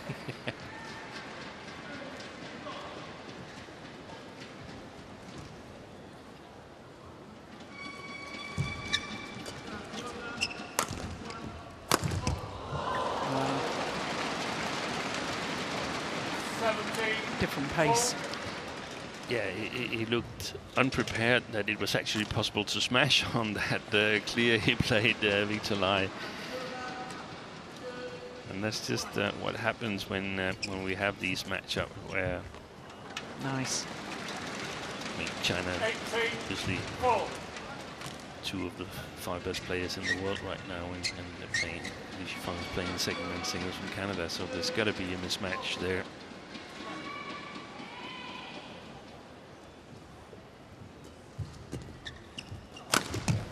Brilliant. Absolutely pinpoint on that line.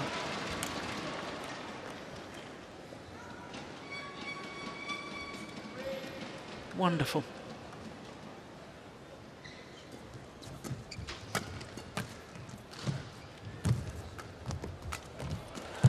Yeah. Well done.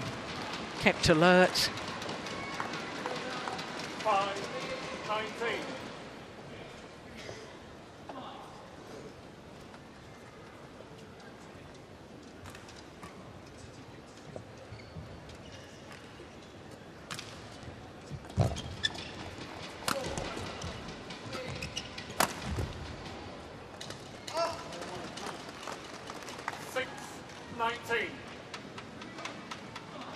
This is again one of the situations where you have a chance of scoring a few extra points and make the scoreline a little bit more respectable, because Shi Feng knows that he's going to win both this game and the match.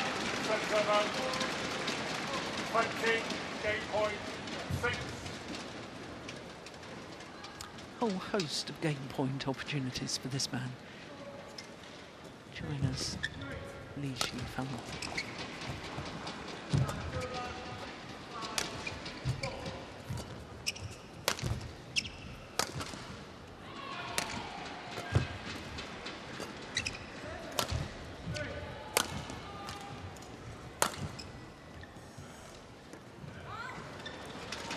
Long of the back line, and the opening game 21-6 in favour of China and Shi Feng. I make that about 16 minutes. Oof, that wasn't that far long.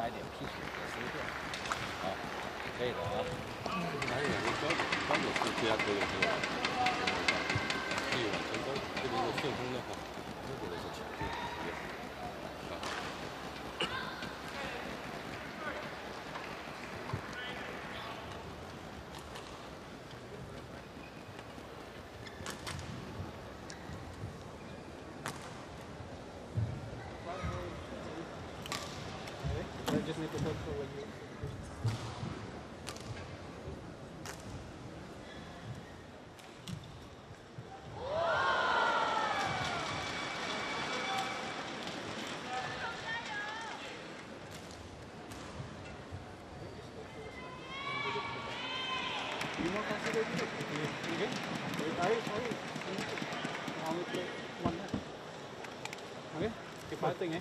Come on, let's go. Court 1, 20 seconds. Court 1, 20 seconds.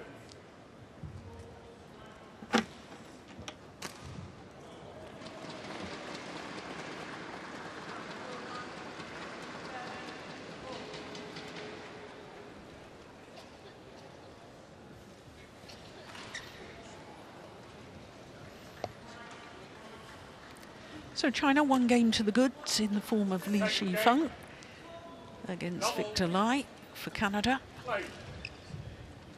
So, Steen, I'm interested in the opening game. You said Shi Feng is obviously going to win this match. And if you believe that, and you're the Canadian coach, what do you say to your player? Because they've got to try and get something out of this experience. I think they've gotten a lot out of it so far because of the touch and the shots that he's played, Victor Lai. And I was just thinking to myself, how would I do it if it was me? Because now he plays a little bit up against the drift, so maybe he can actually put a little bit extra pressure or stay in the rallies a bit longer. His defense is going to suffer most likely because Shi Feng is going to get a little bit extra help from the drift. But I think I would actually ask him to go for some winners. Now it's not enough to play rallies. Now I want to get an idea as to how to develop his attacking game, how to win points against strong players. Yeah. And I think he's shown that in good rally. That in some of the situations he's able to intercept. He's got good steepness on some of his shots. So I would ask him to be a little bit more adventurous and not be afraid of making mistakes or being in the opposite corner where the shuttle is, but take some chances so we can get a read on what could actually help him progress a lot as a player on the international circuit in terms of scoring points. Yeah. It's so interesting, Steen, because I think so many coaches focus on the moment of now. Yeah. And with a youngster, I mean, he's only 19, you know, that when we talk about potential, it's where could this player get to? Yes. And if doing something now gives him more potential because he develops his skills more, that's of far more importance than scoring a certain number of points in this match. His most important takeaway from this match is some video snippets where the coaches can say, that's the way to do it, that's how you play. And that was a wonderful example. Yes. It was the smash and look at the follow-up. Yeah. Look how he's reaching up and taking that early. Yeah. I didn't see him taking the shuttle that high at all in the opening game. No, and it's natural because when you go in there, things happen so fast and you're not used to it. One of the keys in terms of pace is also to perceive the game fast enough. Yeah. And he was just a... Oh, no. What was that? Yeah, he was going to challenge, but the line judge called it out anyway. Ah, okay. And it's good umpiring by Jakob Simber because obviously a player isn't going to challenge his own point. His own point. Except we saw him then do it once. We did. And he lost it. Oh, string's gone. But we're already seeing in this second game, Victor Lai is looking for opportunities, looking for how he can win the points. You identified in the first that you didn't know how he was going to win the points. But he's got to attack. And, and he's trying. And he could combine it with the fact that Shi Feng is having more difficulty playing the back line from the side where he's standing right now, so he can overcover his front court a little bit. So it's not like you sort of forget about everything. You still try and be reasonable. That's well played. 5-3. Well, remember, the Canadian chose ends.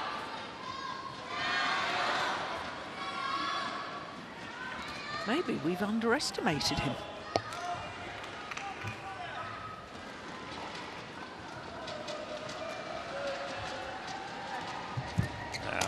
We'll get back to that. Oh, no. I didn't like that. Oh. They had one injury yesterday. No, he's okay. Now, was that his ankle or his knee? Steen, you'll have to watch this. I can barely watch when the players get injured. Oh, it was his ankle. Oh, dear me.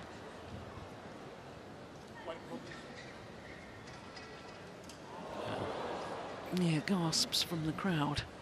They're watching it on the giant screen. That did not look good. Oh, dear. Such a young talent. And such an opportunity to play on the big stage and learn from his opponent and the experience. Well, yesterday's injury to Adam Dong was a back injury. The problem is, in badminton, we're not allowed to treat a player. And simply applying cold spray masks the problem, and we really ought to have the medics. I know you and I have talked about it on numerous occasions. We need the medics to assess and to advise as to...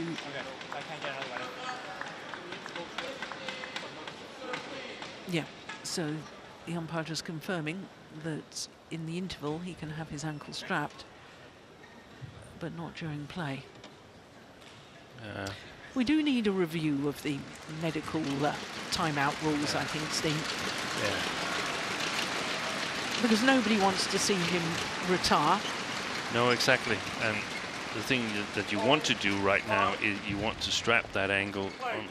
It wasn't strapped underneath his socks. You could see that. So basically, you want to strap it before you play on, if you're able to play on. Yeah. And from the way he got up, it looked like he was okay, but seeing it in slow again, I got a little bit more concerned. I got very concerned. And the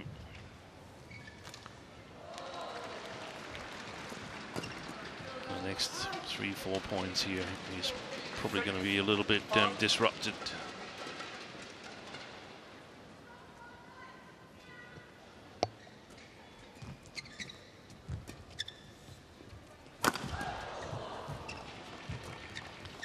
Well, is Canada going to have enough players to play the last of their group matches? Due to play against Australia on Tuesday. Yeah, they need 4. That's the minimum. Yes.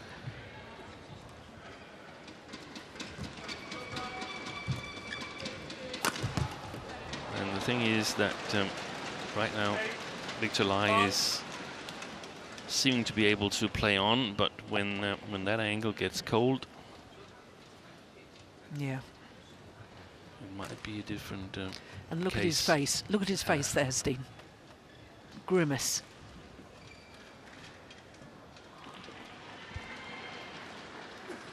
He's in physical distress.2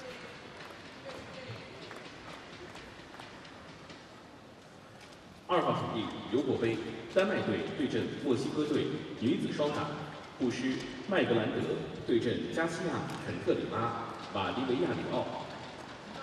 Court 2, Cubica, Denmark versus Mexico. Women's double. Christina Bush, Emily Label versus Vanessa Garcia Contreras. Nice placement of the smash. Fatima Liu. Excellent rally. That's lovely. Yeah. 越南发球裁判员罗哈娜斯里兰卡。 Umpire, Wen from Vietnam. Service judge, Johanna De Silva from Sri Lanka.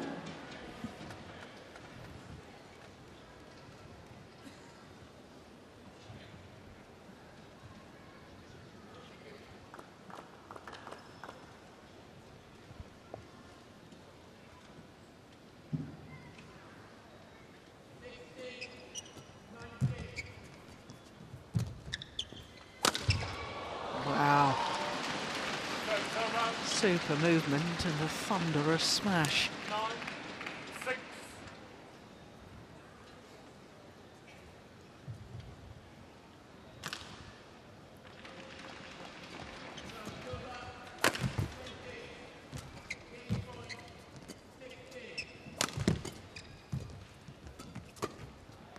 Good read. Serve. 7-9.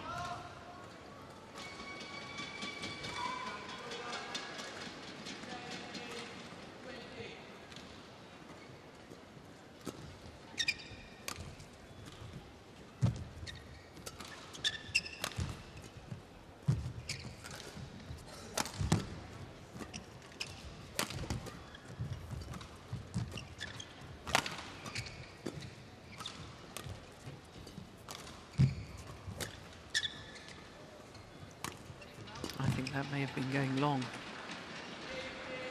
He left the wrong one, because that was plumb on the line. 10-7.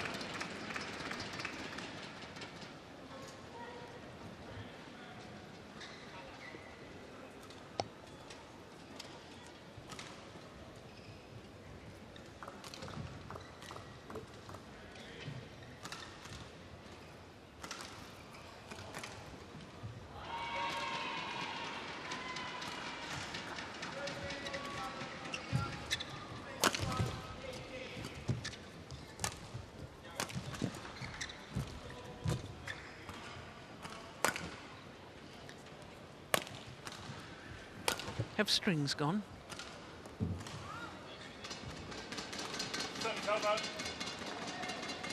I just wondered why Shi Feng was clearing like that. Yeah, that was strange. Very odd.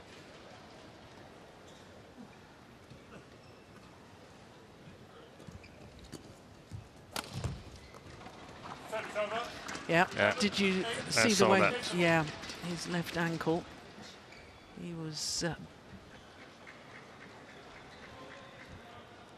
sort of hopping on that. Yeah, he landed on his... And look at the grimace again.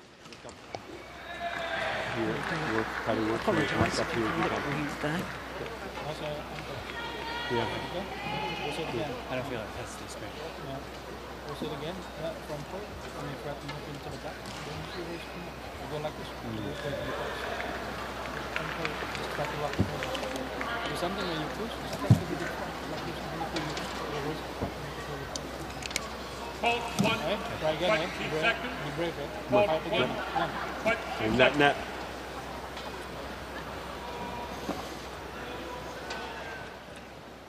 Well, I'm very surprised that the Canadian coaching bench didn't have the medic on standby to come and strap the ankle. Yeah.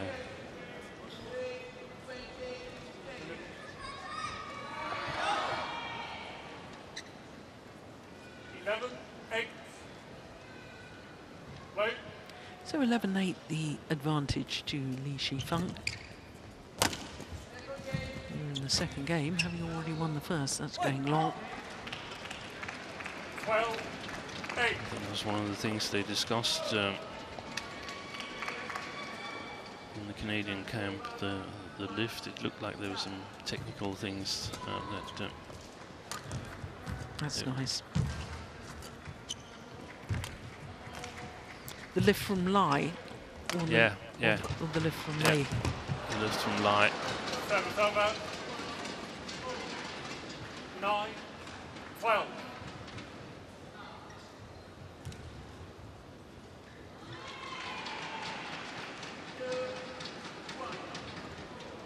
Something about when to lift flat with a very short movement and when to give it height. Good smash again. And from the last shot before the interval, you mentioned it, Jill, you could see Victor Lai when he was landing on his left foot, the one that he injured, you could see that he was not comfortable. So he's probably not going to attack a whole lot from that round the head side. So had it been, it might still be, it's still fairly equal here, 13-9, but if I were Shi Feng, I wouldn't be that concerned about lifting to the round the head side. So the way to do it for Victor Lai is overcover his backhand side a little bit extra. It's more easy for him to move to his forehand side. Nice. There it was. Wow. That's proved you wrong, Steen. Totally the opposite of what I suggested. He has a lot of time there, so he can get Well, the vertical doesn't have to break the pace moving backwards.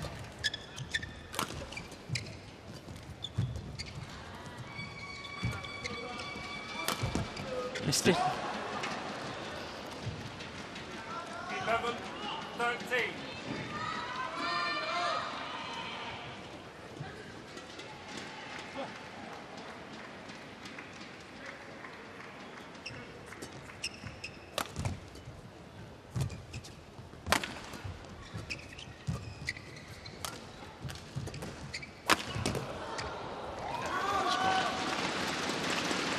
Over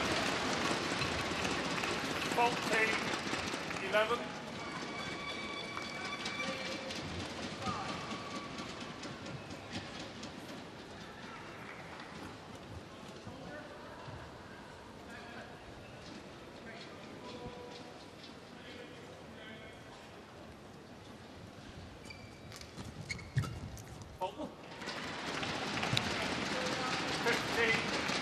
Tight grip a little bit the last two rallies, Shi Feng.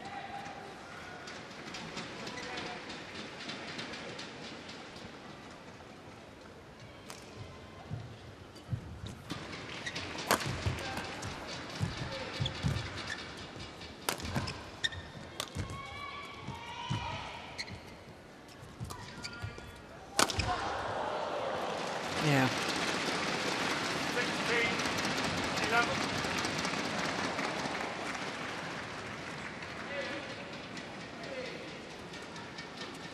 I've lost count of the number of straight smashes from that deep forehand corner from Shi Feng have been outright winners.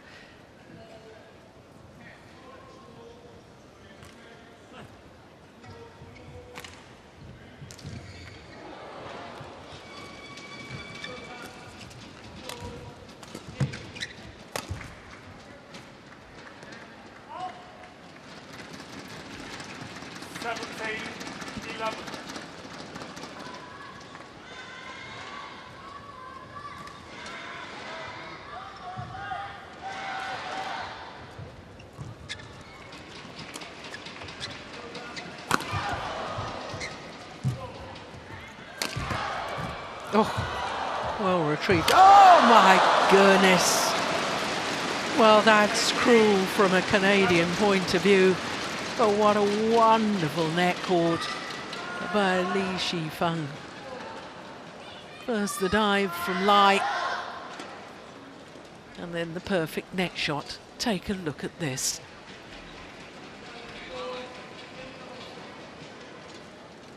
Played the disguise, looking as if he was going to lift it.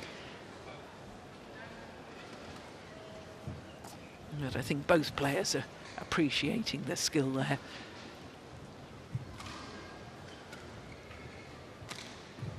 So 3 points away from a 3-love lead in the overall tie for China.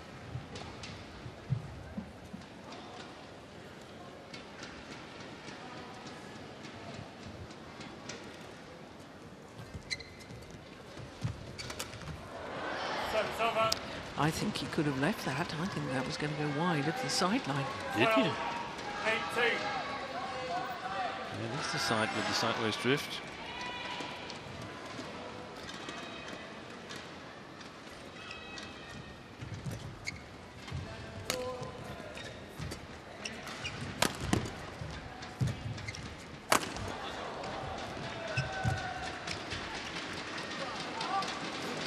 Pushed it long. 19-12.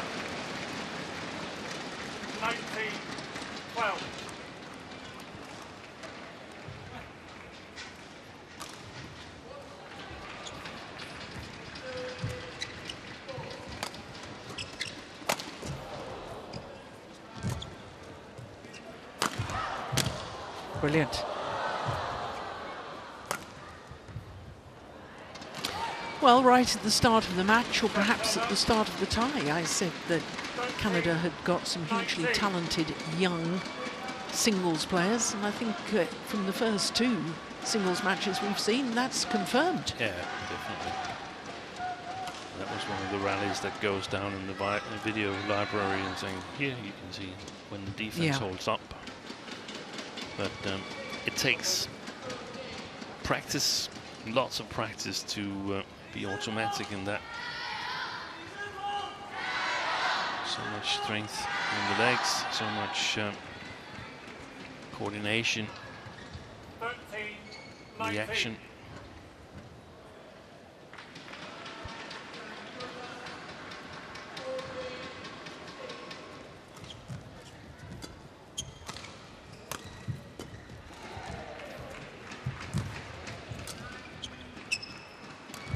Oh, that's lovely. Super shot. 14-19.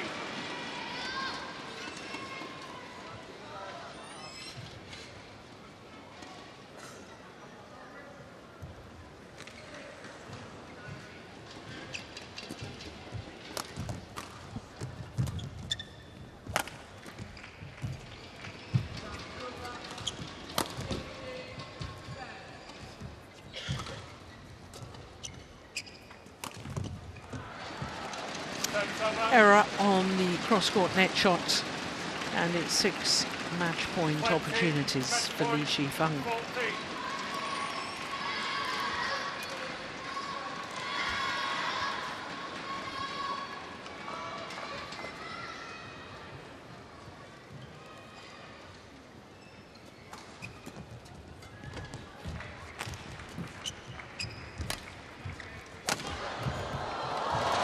Only needed the one opportunity. 21-6, 21-14, the victory for Shi Feng over Victor Lai. A match lasting 40 minutes in total.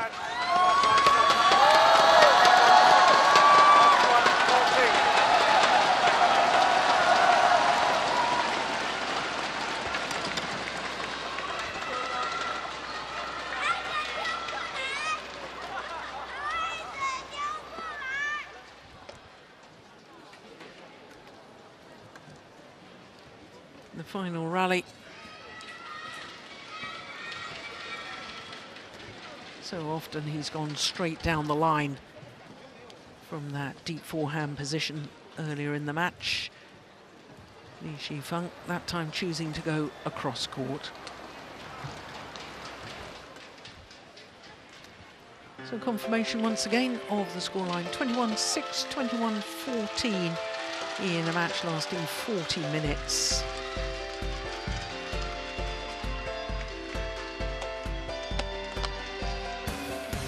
So coming up next is the second men's doubles for China, a first outing in this campaign for He Jiting and Ren Xianwu, and they're up against the scratch pairing of Wadia and Yakora.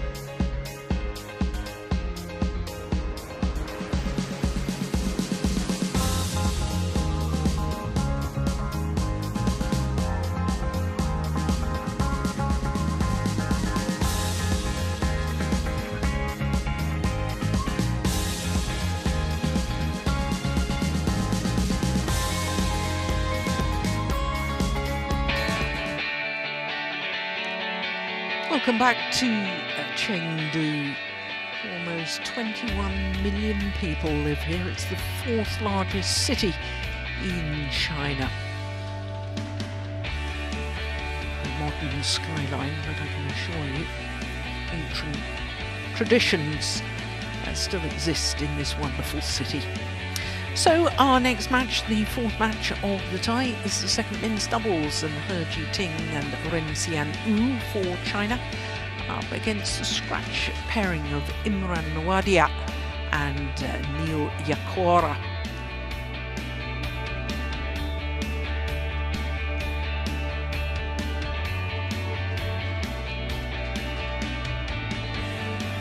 Well, of course, the Canadian pair are forced to put out the scratch pairing due to the back injury to Adam Dong yesterday when playing against the world champions Kang Seok from Korea. They were actually leading in the second game, where the Canadians, they were 7-6 up when Adam Dong hurt his back. They'd lost the opening game, mind you. But as I was saying, it's the first outing for He Jiting and Ren Xianwu. They weren't selected against Australia. The second pair of Chen and Wu got the nod over this particular pair.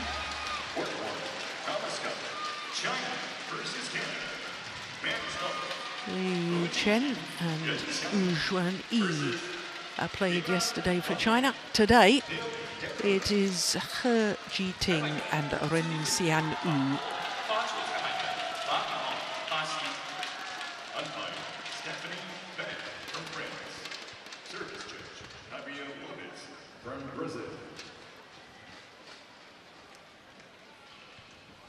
So, of course, this being a scratch pairing for Canada, this will be a first meeting between these two pairs.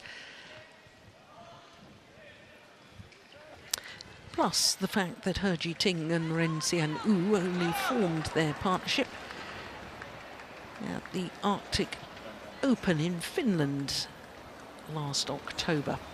That's not strictly true, because they did play one match together as juniors in the World Junior Mixed Team Championships. So the Canadians have chosen ends, having won the toss of the coin. Had to give it a bit of thought, did Neil Yakora.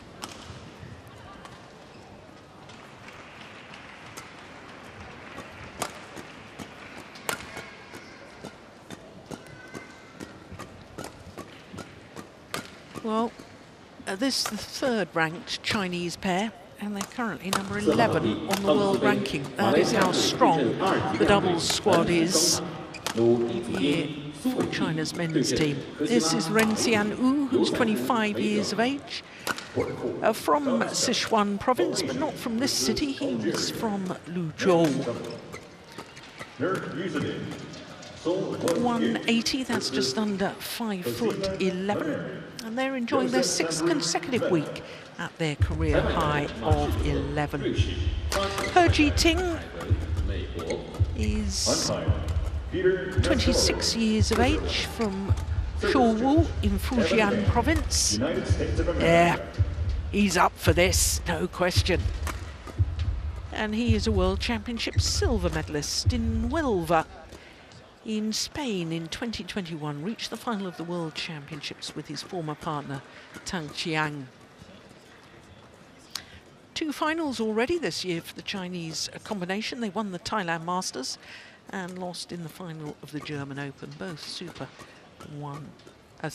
300 events. Neil Yakora is 31 years of age, born and lives in Scarborough, district of Toronto. And I had him 1 centimetre taller than that, but about 5'7".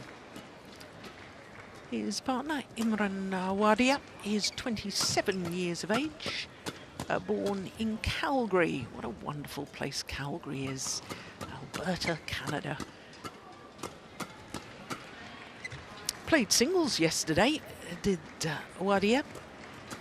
Lost to Wu Xianghun in 2 straight games. And today drafted into the doubles because Canada didn't bring any backup doubles players for this Thomas Cup campaign. Korea versus United States of America. Women's double. Nguyen. Well, umpire for this one is Stéphane Vernet of France, and Fabio Lopez of Brazil will be the service judge. Umpire Sun Gang from China, service judge. Versus Tommy Oscariana from Indonesia.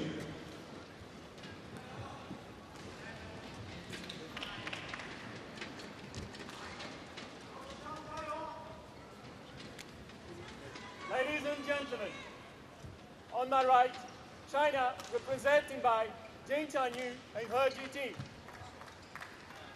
And on my left, Canada represented by Neil Yakura and Imran Wadia. China to serve, Jing Chanyu to Imran Wadia. Level, play. So China nearest to us in the form of He Jiting and Ren Xian Wu against the scratch pairing of Wadia and Yakura from Canada.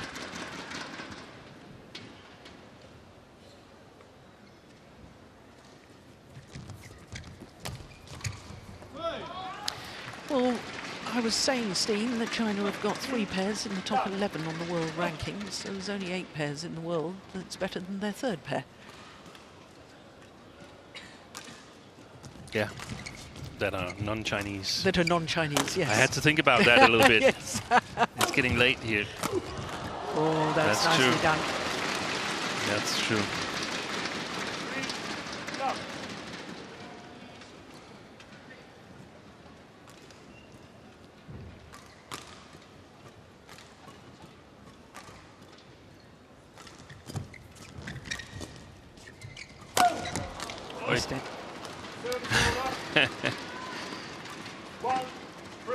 Overdid it, Jiting.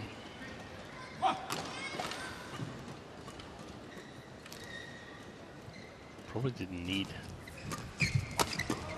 cross smash like that. He probably could have targeted the singles player.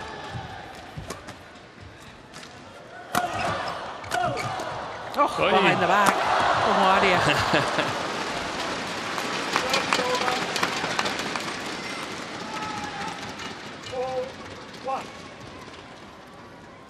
Here it is, behind the back.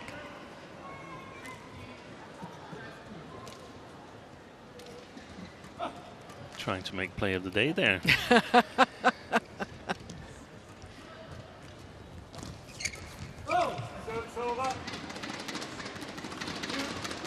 Well, we were having a lovely chat at breakfast time with Neil Yakura, weren't we, Steen? And certainly he was telling me that when it was announced that Wadia was going to not play singles in today's match, but was going to fill Adam Dong's place in the men's doubles, Wadia apparently was as surprised as anybody and said, oh my goodness, when was the last time I played men's doubles? Well, if he can't remember. Yeah, I thought about that coming into this match here. Okay, who are you selecting? Well, you're probably selecting the one you don't want to play singles today, and that was Wadia. And he's not an accomplished doubles player, let's say that. He's played 11 international matches, and 3 of them, but that's not recently. And coming in, partnering one half of the best Canadian combination who's never beaten a top 20 pair, and you're playing number 11 in the world from China who's on the rise. So it's really, really tough conditions. But on the other hand, you have to think about all the players back home who would give anything to switch places with you. Yes, exactly. Very good coverage there. Weng Yakura. 7-4.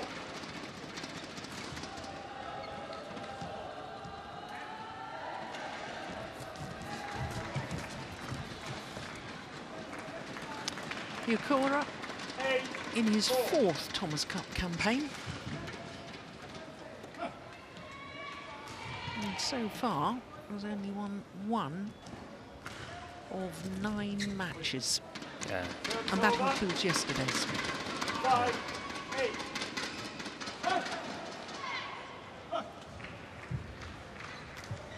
And the one match he won was against Korea, when the Koreans had to retire injured. Oh.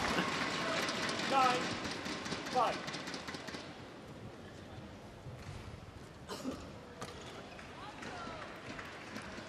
But it was a game all. The Canadians, I remember, were playing awfully well. He was playing with Jason Anthony Hoshu. Yeah. 10, 5. He has an astonishing record at the Pan Am Champs. Yukura, 14 medals, including 6 golds and 5 silvers. That's across 2 different disciplines. Yeah. But that's amazing, isn't it? 11, 5. In trouble. But they are finding it tough going at the moment. 6-point advantage for China and He Jiting and Ren Xianyu.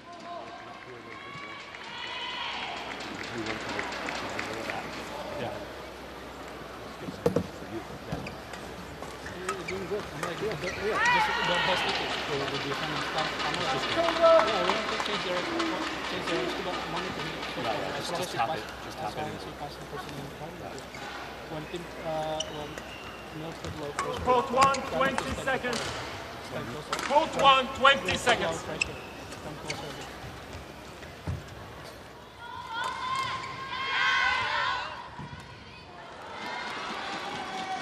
11, 5.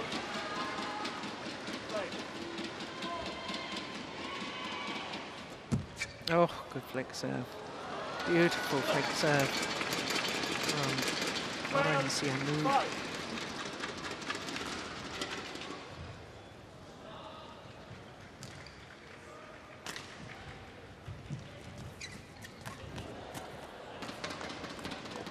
Over. 6, 12.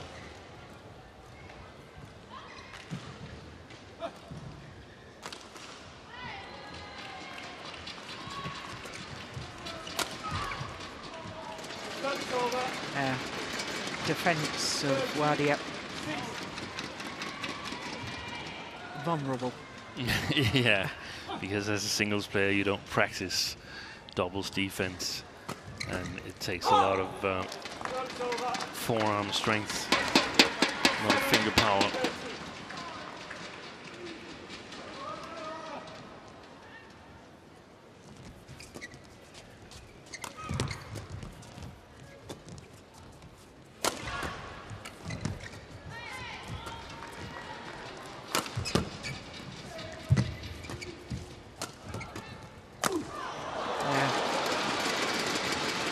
String's gone in the rackets of Ren Xianyu. Mike Butler was telling me, Steve, that Imran Wadia is what he described as a good team player. And by that, I think it means that he's a good spirit to have around the team. He's willing to work extra hard for the team. And that's probably why he's chosen him as to fill in the doubles. I was just thinking about it. This is sort of the exemplification of taking one for the team. Yes. That you play here, you're basically not that comfortable being in there, but you do it to help the team. Yeah. Hongyang from China, service judge. Victor Lai from Hong Kong, China. But you see, as far as the Danish Thomas Cup team is concerned, you have described Anders Rasmussen as a good team player. Yeah, he's a fantastic team player. He has some really bad jokes, but people laugh at them. But they've learned to laugh at them, and then it's a good mutual environment. Yeah. And I think my understanding from talking to Mike Butler was that that was part of what he was trying to describe with Wadia. Yeah, that's a super important thing for a team. Just like good challenge by the Chinese pair. 15-8. Play.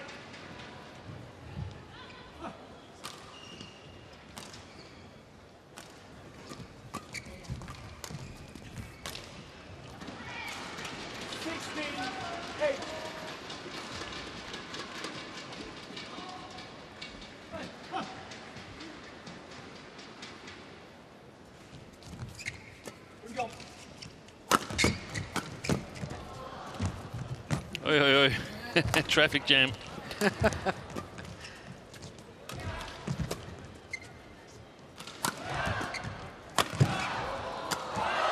good work by Shi Yu Qi.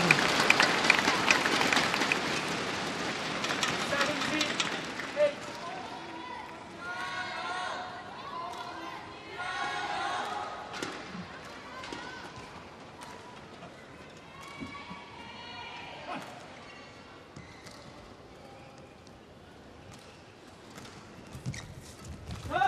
Service over. 17. Support from the Canadian teammates.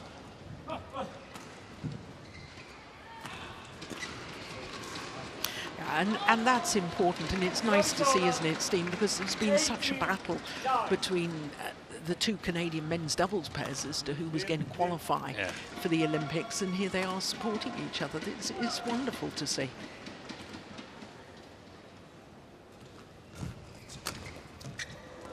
Oh, that was well left by Yakora. That's what you call well missed. Yeah, that's if I can't reach it, then it must be wide or long. Out. Service over. 19-10.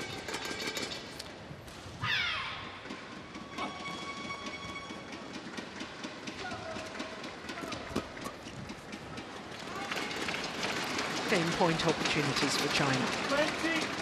Game point. 10.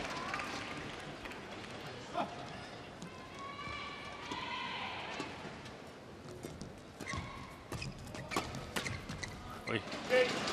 Opening game, 21-10 in favour of China. 21-10. Just about 11 minutes for that opening game. In all honesty, totally dominant by He Jiting and Ren Xian. 尽快的打速度啊！现在球我们只要球稍微向下，对方的球就很容易，对吧？前提是要就是感觉但是开球的这个幅度好像判断我觉得还是稍微会有点停快很容易接完，啊给平给快很容易接完，往上调不一定，你自己判断的啊。跟第一局一样，就中棒上这一块啊，就一拍球一拍打，还有就是你往前发网就直接上给你，就跟他打，在前面打。然后自己还是注意一下进攻的连贯啊，要不同伴能攻，同伴自己赢啊，然后后面特别多。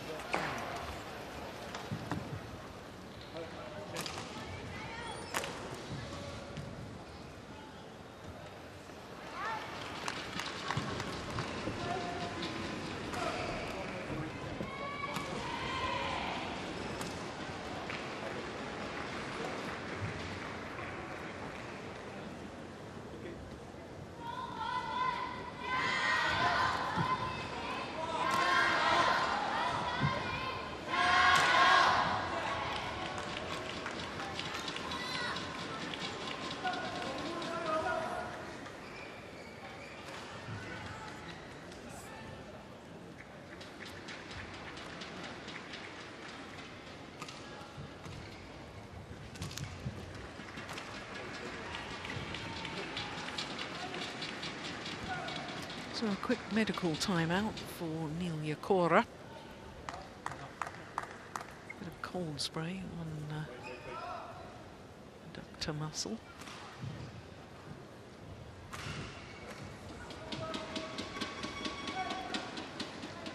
Second game. Double play.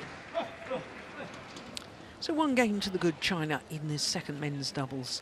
He Jiting and Ren Xian. 1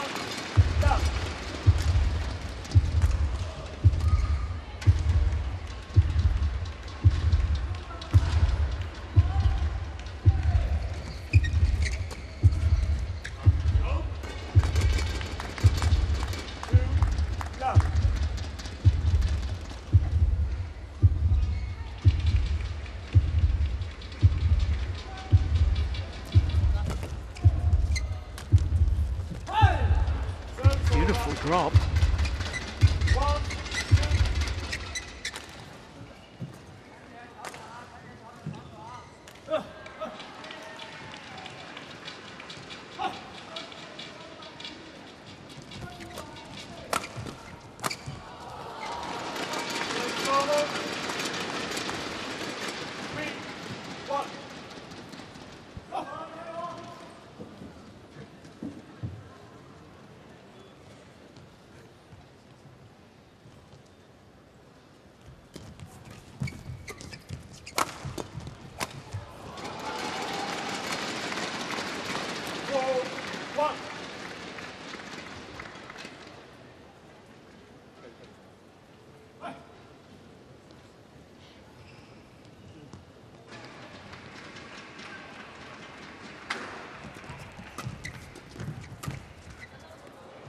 Just long.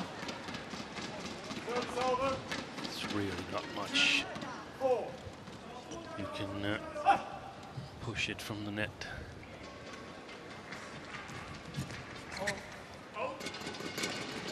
Service over. 5, 2.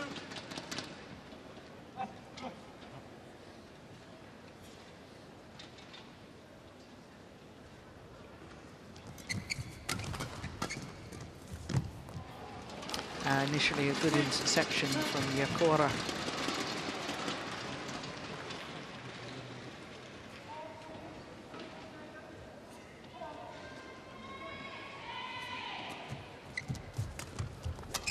It's been caught with the flick serve again, Wadia. They're playing as well as they can, He Jiting and Ren Xiangyu.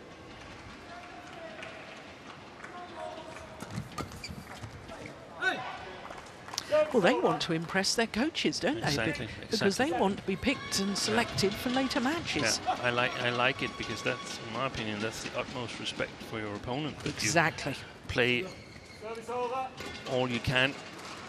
I wouldn't want to see them. They probably could do that standing there, lifting and teasing and toying a little bit with their opponents. That's nice that that hasn't happened. Lucky net cords by Imran Wadia.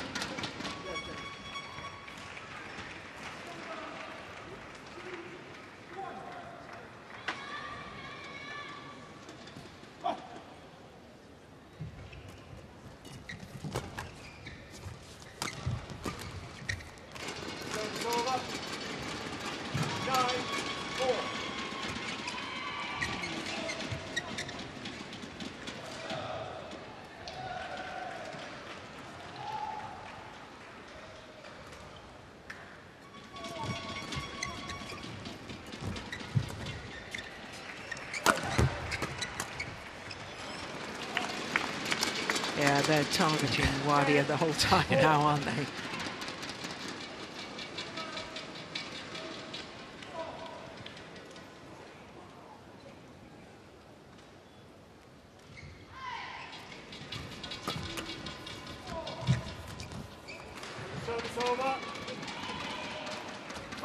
Rare missed opportunity by the Chinese.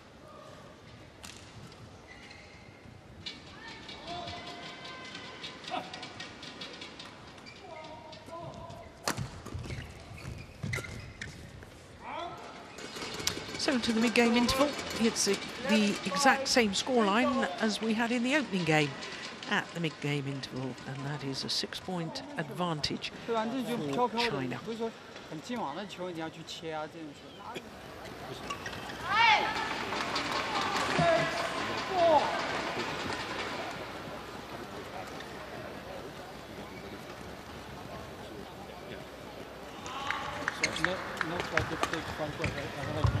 I just put the pressure. Yeah, I'm not. No, I'm not like one low drive. I'm like, you don't put it cross again. You put it cross again. No, Neil's going to be in front. We did straight. Court 1, 20 seconds.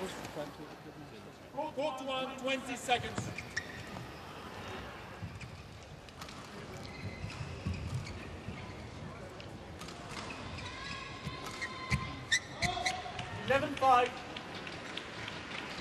Play. So the umpire calls for play to resume. Oh dear. Service error from He Jiting. 6-11.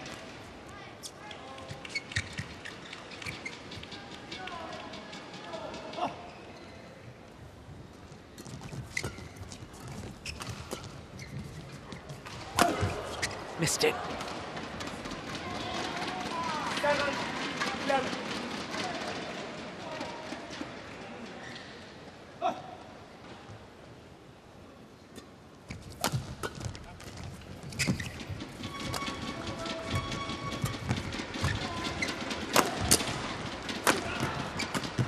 Oh, behind the back again from Wadia. Oh, he does look quite a character, doesn't he? 12-7.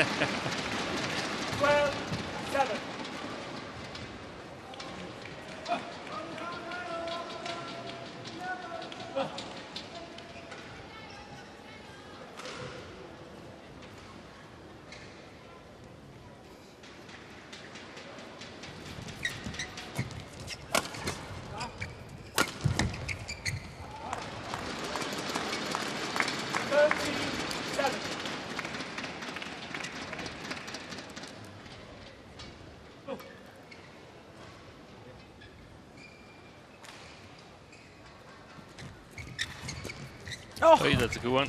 that was a little moment of magic from Yakora. Oof, my goodness, that almost came back in. That was a top spin, cross-court drive.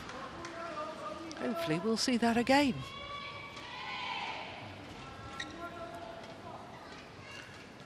I recall back in the days when I was coaching in Denmark, there were some of the singles players, they like to joke with the doubles players, saying, "Oh, that's easy, you're two to cover the full court," and so on. We could easily do that. I don't know if Imran Wadia is that type of person. I don't think he is, but if he was, I think he would take it a little bit easy the next couple of weeks about that.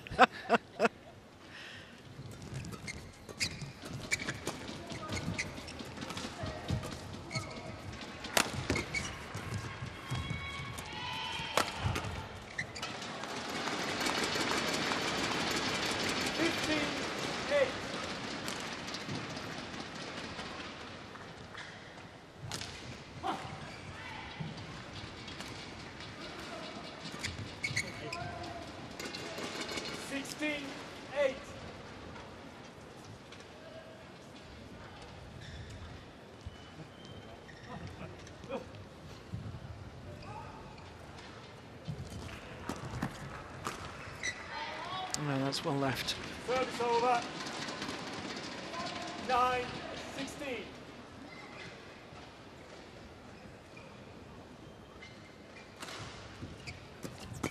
Oh! 10-16.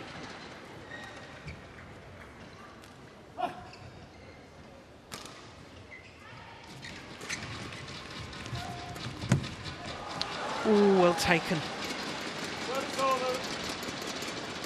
17-10.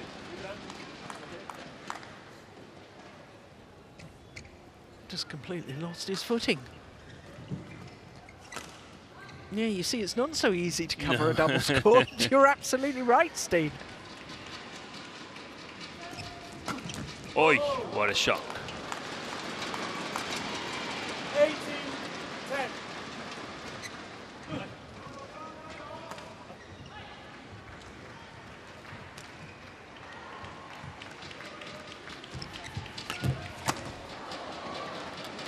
Service over. 11-18.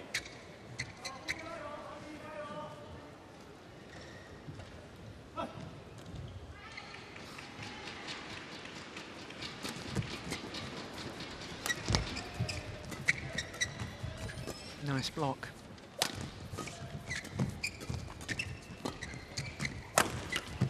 Yeah, well worked. 12-18.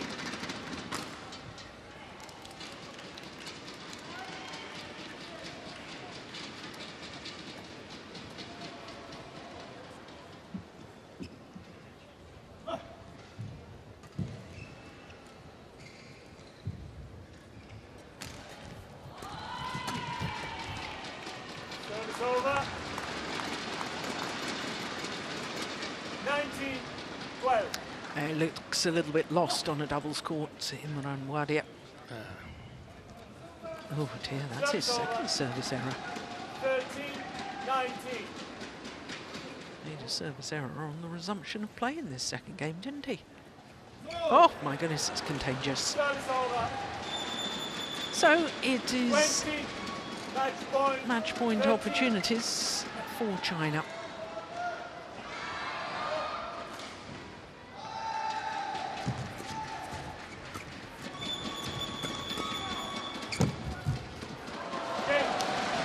Only needed the one opportunity. 21-10 or 21-13. He Jiting and Ren Xianyu give China a 4-love lead in this group tie against Canada. Fraction over 25 minutes. 21-13.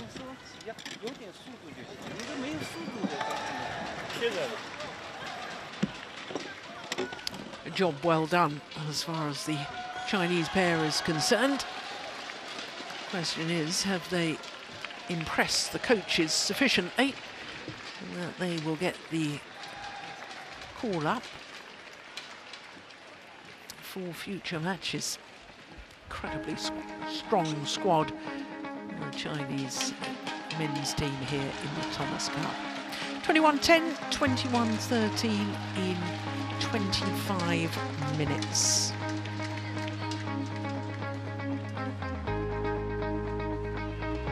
So one more match to come, the third men's singles, and it's the left-handed Hongyang for China and Josh Nguyen for Canada.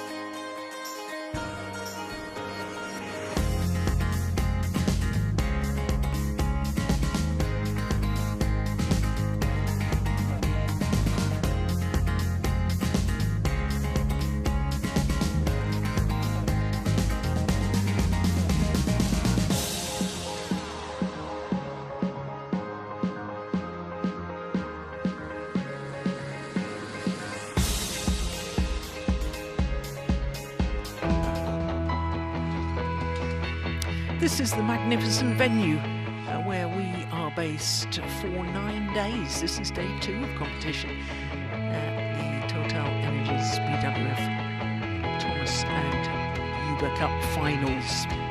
It is the most magnificent facility, the Chengdu High-Tech Sports Center Gymnasium, and there it is in all its glory.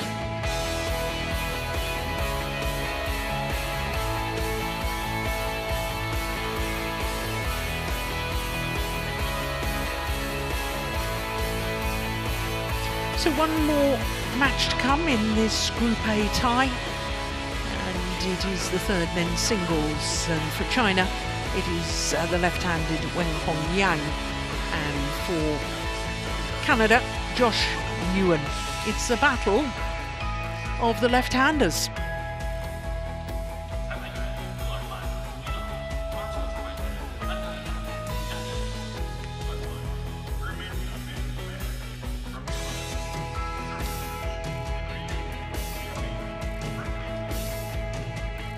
Well, a first appearance in the Thomas Cup for the 18-year-old Josh Nguyen. What a moment for him. Wasn't selected yesterday against Korea because of the injury to Adam Dong in the men's doubles. Imran Wadia, who played the third Or did he play second men's singles yesterday? Third men's singles. Indeed, it was third men's singles. Put into the men's doubles to play with Yakura, as we've just witnessed.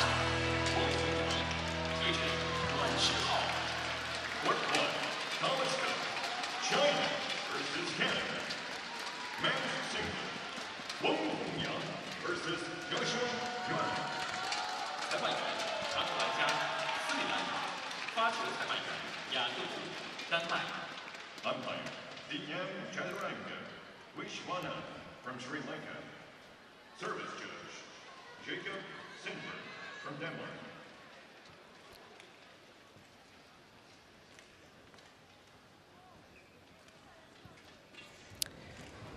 So this will be a first meeting between these two players, not surprising considering that the Canadian is still a junior. Chaturangara Vishwanath of Sri Lanka, the umpire, conducting the toss of the coin, and I believe that Weng Hongyang won the toss and chose ends, and Josh Nguyen in response says that he wants to serve. So a battle of the left-handers.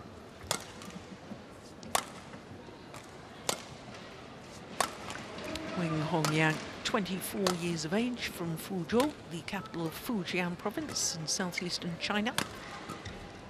And he had a very good year last year, won the Australian Open and the Denmark Open. Denmark Open, a 750 event, beat Li Sijia in the final. In fact, 3 finals in total last year for this man. But he's struggled so far this year. He's played 6 tournaments and he's had 6 first or second round losses. Josh Nguyen, as I was telling you, just 18 years of age. Yeah, this is all new to him, all this behind the scenes stuff and all the filming and all the attention. But he's a tall athlete, as you can see, 183, that's about 6 foot tall, from Markham, which is in fact where we had the World Junior Championships back in 2018. About 30 kilometres northeast of Toronto. Here's Markham. And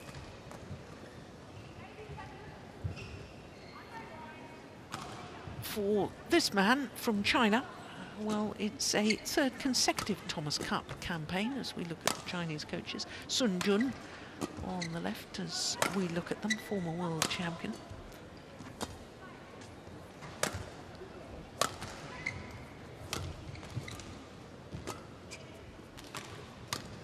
What an occasion, 18 years of age.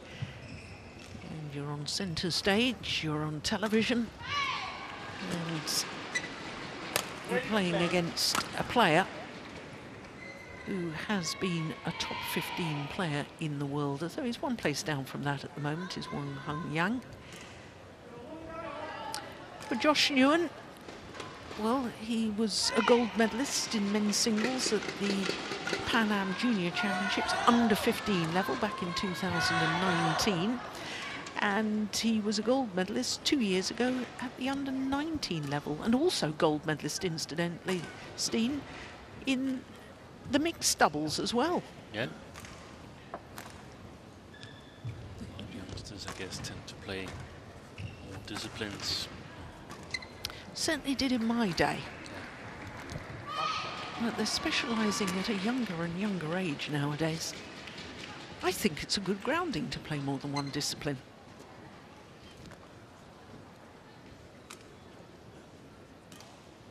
Ladies and gentlemen, on my right, Canada represented by Joshua Nguyen. And on my left, China represented by Weng Hongyang. Canada to serve, level, play. So Canada in the form of Josh Nguyen, getting this 3rd men's singles, 5th match of the tie underway. That's well left. 1 love.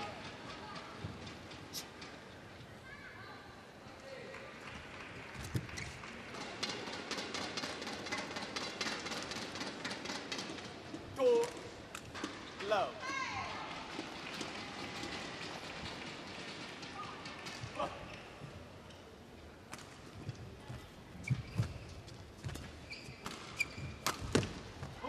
Missed it. He's bound to be a little nervous, isn't he, Steen? Yeah, I think so. Playing his first match against quality opposition.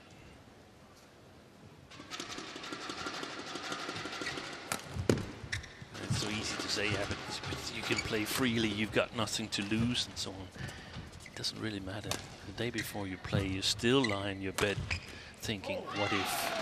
Yes. What if I have my day? And then you get in the arena, magnificent arena here, and you feel that every single person in the arena is watching you.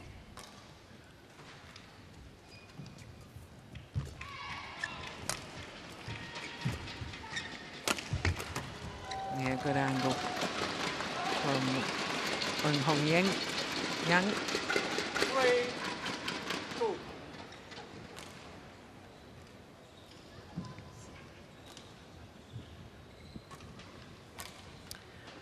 So for both of these players, it's a first match of this Thomas Cup, because Hongyang wasn't selected yesterday against Australia. Lu Guangzhou played the third singles. Oh my goodness, that's a little wild.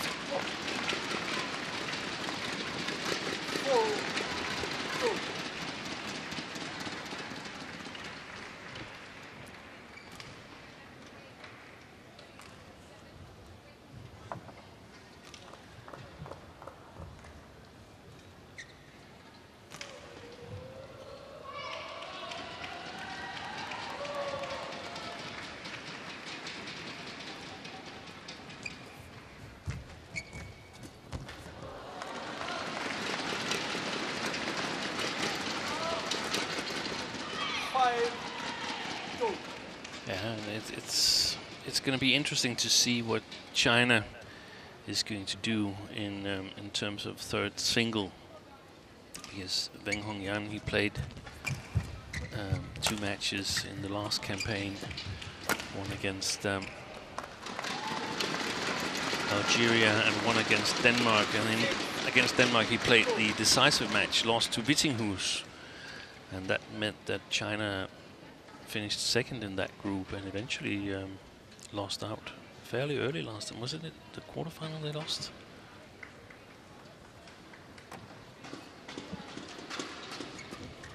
Or am I wrong?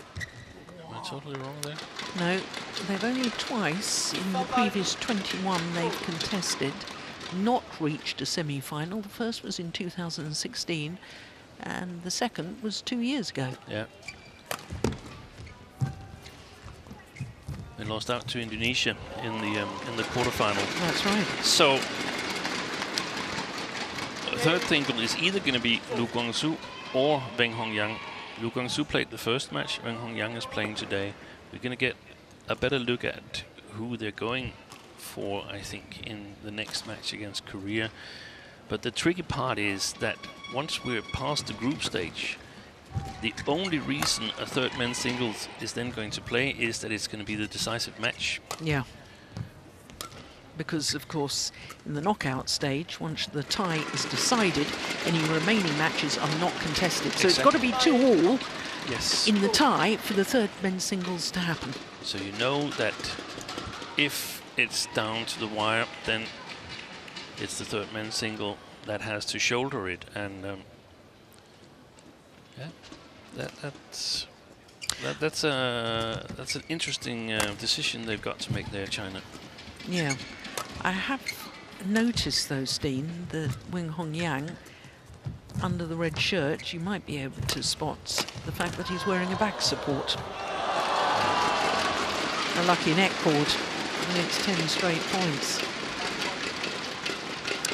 And the positive thing for China is that they might be able to sort of tailor it to which opponent they're playing, because Weng Hongyang and Lu Guangzu are different types of players, in my opinion. They have different skill sets. Obviously, one is a left-hander, the other one is a right-hander, so that's the first thing. But my point is that you're not seeing a lot of action after the first 3 matches. You could not see a lot of action, and then suddenly you can stand there in a semi-final or a final and play the decisive match without having played for almost a week.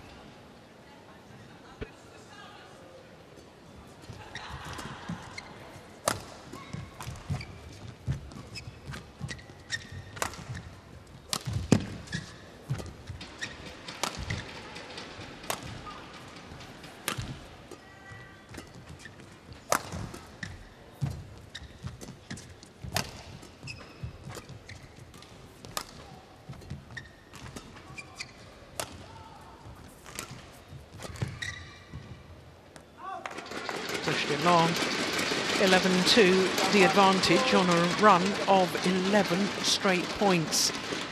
Weng Hongyang. Do you see the back support there, Steve? No, I missed it.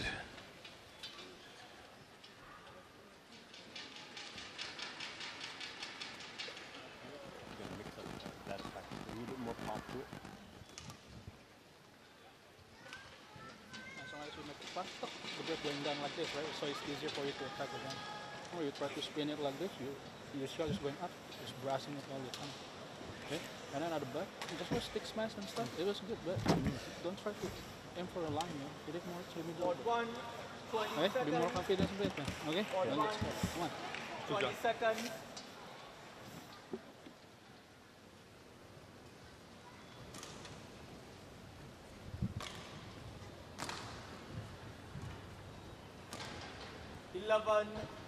You can surely see it now, Steve.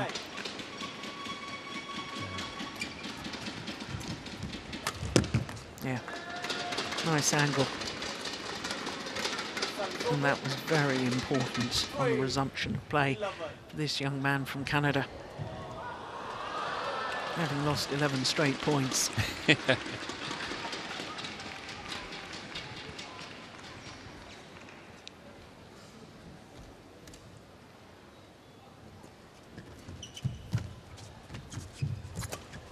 Another net cord.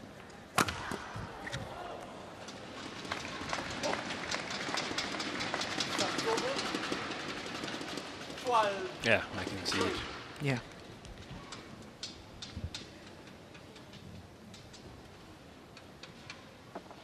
I don't remember him wearing a back support when he won the Denmark Open last year, do you? No, I didn't notice it, at least. Yeah, I think it's a new injury problem, which would explain why he's struggling this year. 6 tournaments, 6 first or second round losses. Yeah. Well, that's a beauty.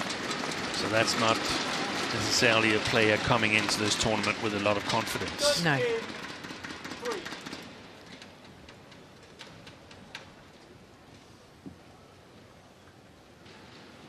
Just inside the line.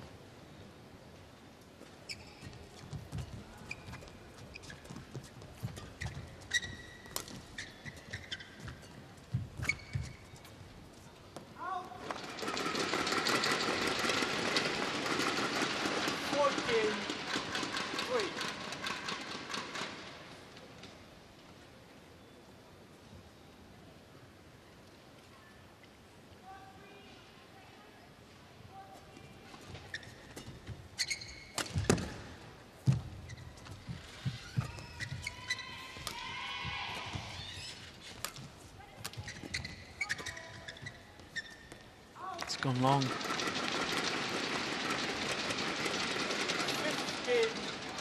Problem is for a youngster, Steen, if Josh Nguyen has come into this a little bit nervous, and now he finds himself having led 2-love. He's only won 1 more point and he's 15-3 down. You know, you begin to sort of feel, oh, I wish I wasn't here, or you know, there's a danger of that. There is. Oh, yeah, that's a good shot.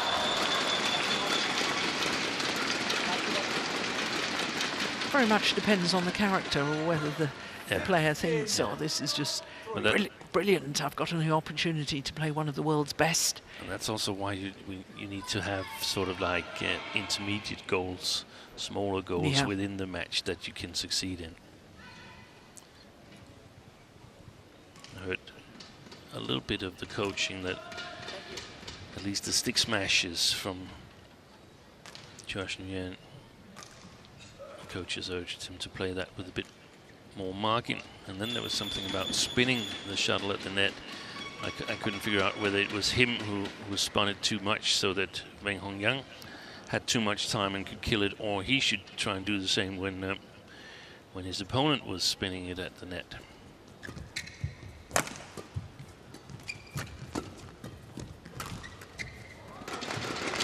But it's interesting also taking a closer look at Weng Hongyang in terms of the back support thing, because I think it's looked very, very controlled compared to what we normally see. He's a player who has a big smash and really can go for it, but he's played much, much more patient here.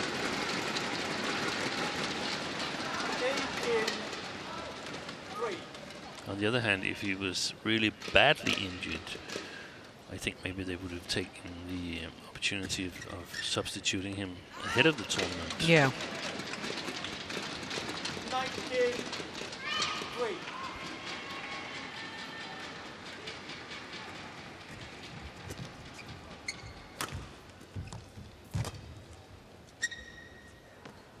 Landed in. Challenge from Weng Hongyang. China challengers called in.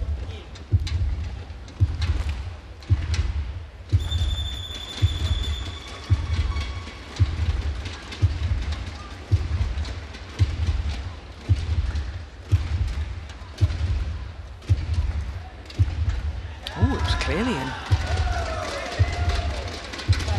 Good lift from Josh Nguyen. Service over. 4-19. Play.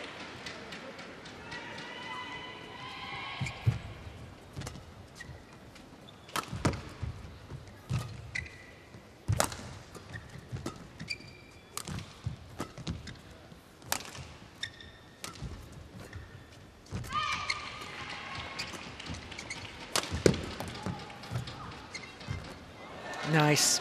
Now that bothered me. Yeah. With exactly. Weng Hongyang. He stopped his commitment of movement going forward there.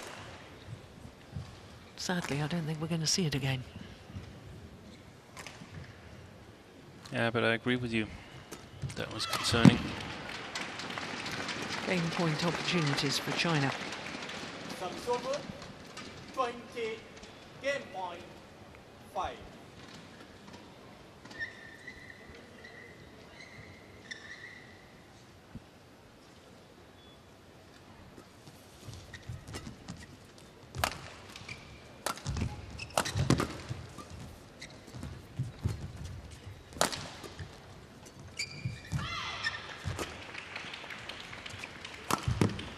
Missed it. 21-5, the opening game in favour of China. 14 minutes for the opening game. Yeah, clearly wide. And this man, Weng Hongyang, one game to the good.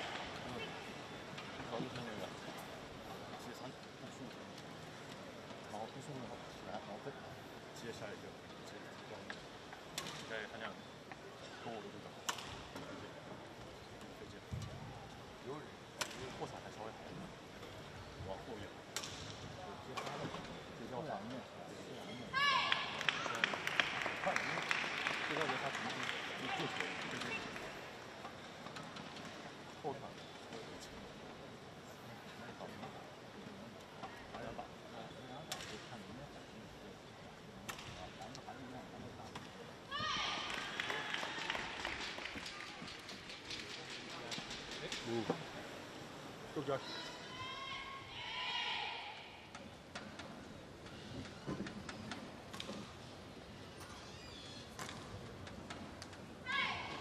Board 1, 20 seconds. Board 1, 20 seconds.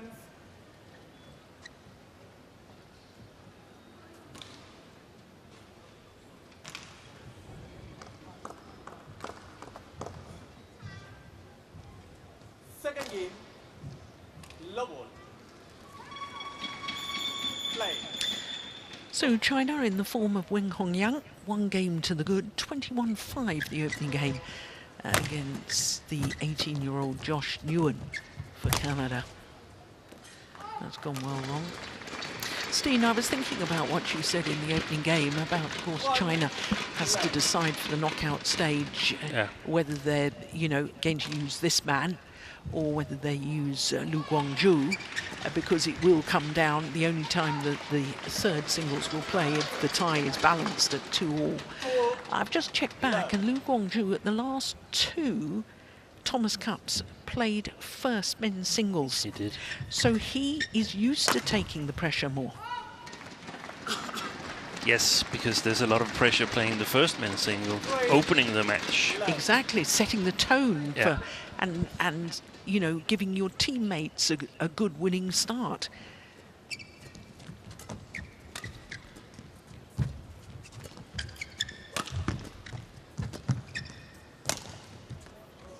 Always on the line. But again, a little bit of an odd movement. 4 love.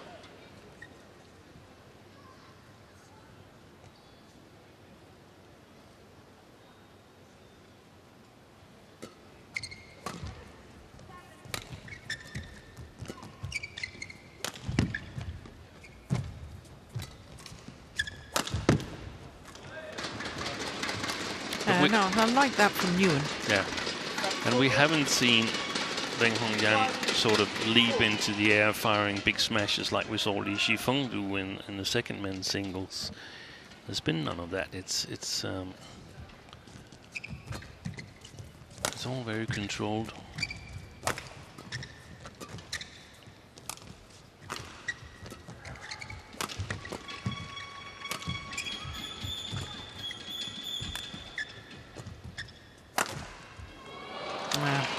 Now I've counted at least 3 lucky net cords from Weng Hongyang. 5-1.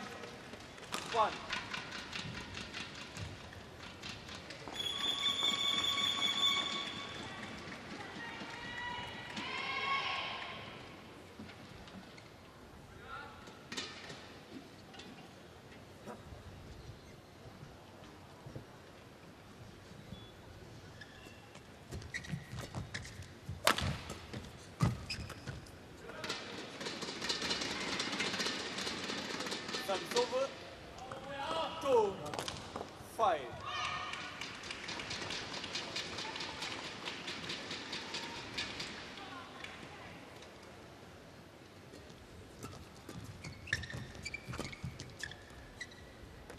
One left.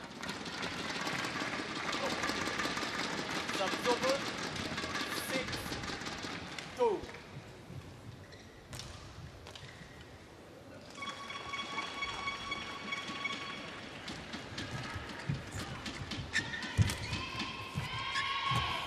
Yeah, that movement wasn't right either, was it? No. Took an extra step forward. 7-2. Weng Hongyang.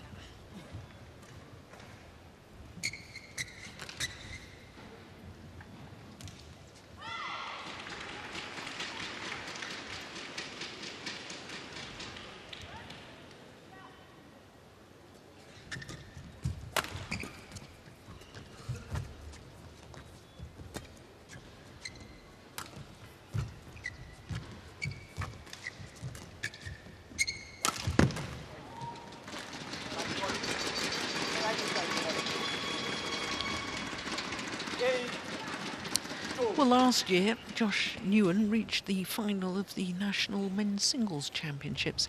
So at 17, reaches the final of the Senior Men's Singles That's augurs well, doesn't it, Steve? Yeah. We discussed it earlier. Lots of talent in the men's singles department in the Canadian team.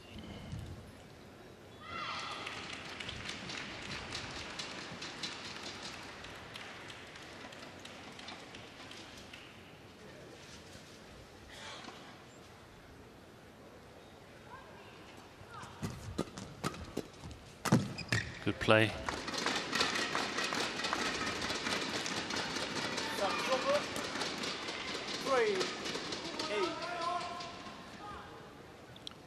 I wonder if he's about to realize, Nguyen, that he doesn't have to play exactly 100%. It's gone long. What do you mean on every shot? Yeah. It doesn't have to be a perfect shot. Yeah, sometimes you in your head sort of make your opponent too good. Got too much respect.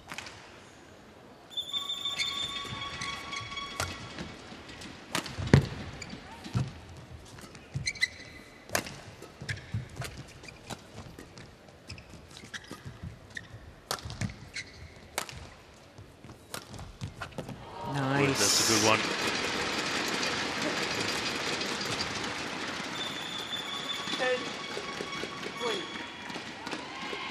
It's too passive. He's standing on the side where he can't really play the backcourt with confidence. Nguyen.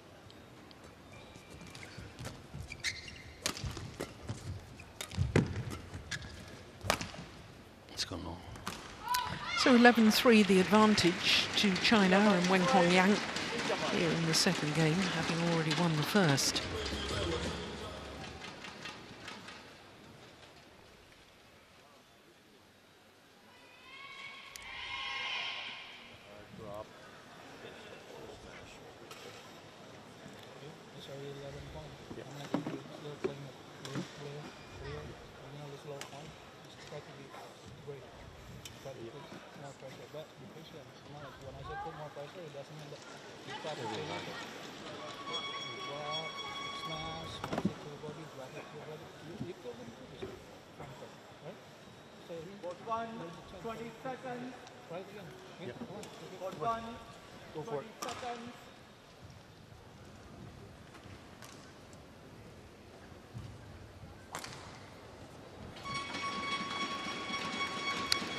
So the players return to court.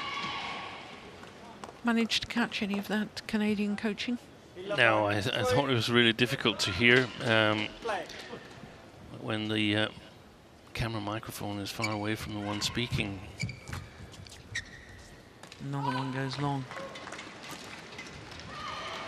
12-3.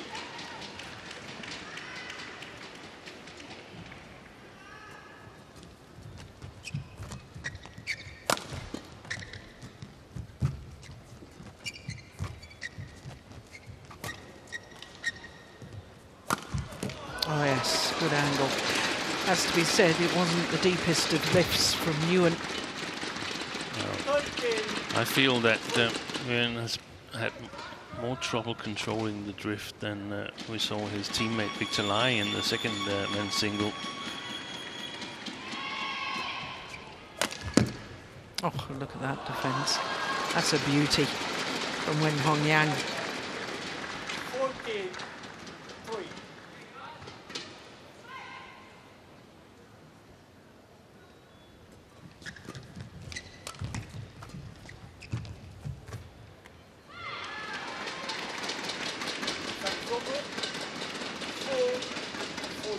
I think he's got to realise, Nguyen, there's still some time left in this match here, and he can only lift from the front court.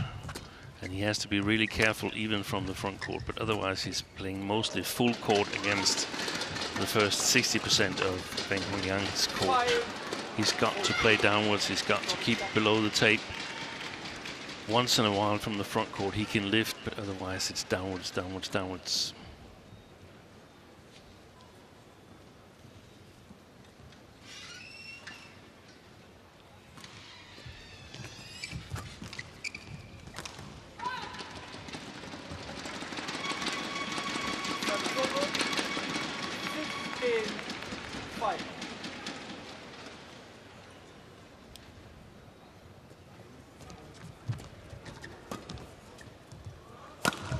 deception.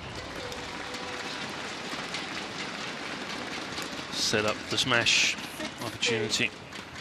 5.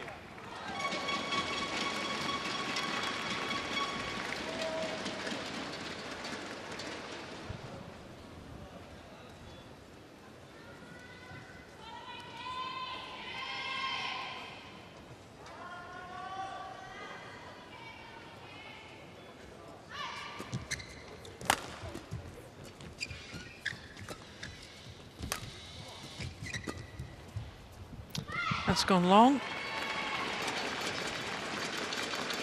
Yeah, that's the story of the match, more or less. Yeah, especially in this second game, Yeah. isn't it?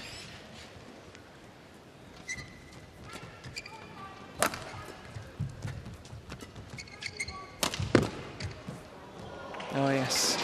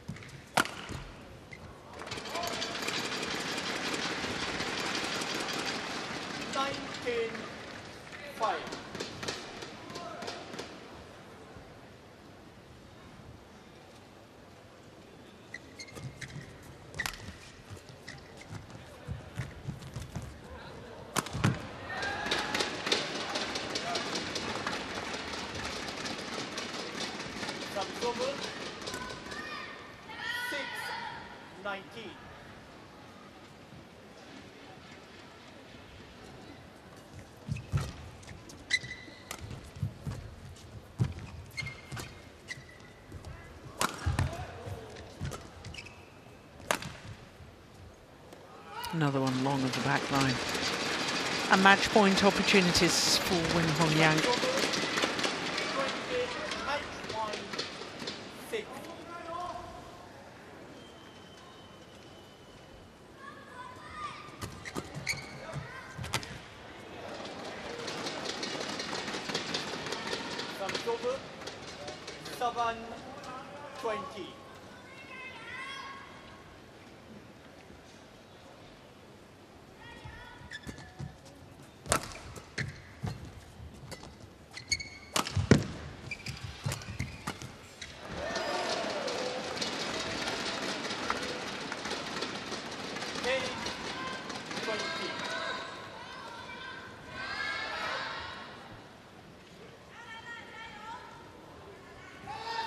Still match points, of course, for China.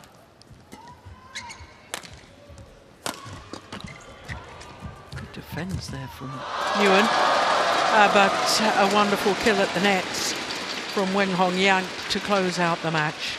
21-5, 21-8 in a match lasting just shy of 30 minutes.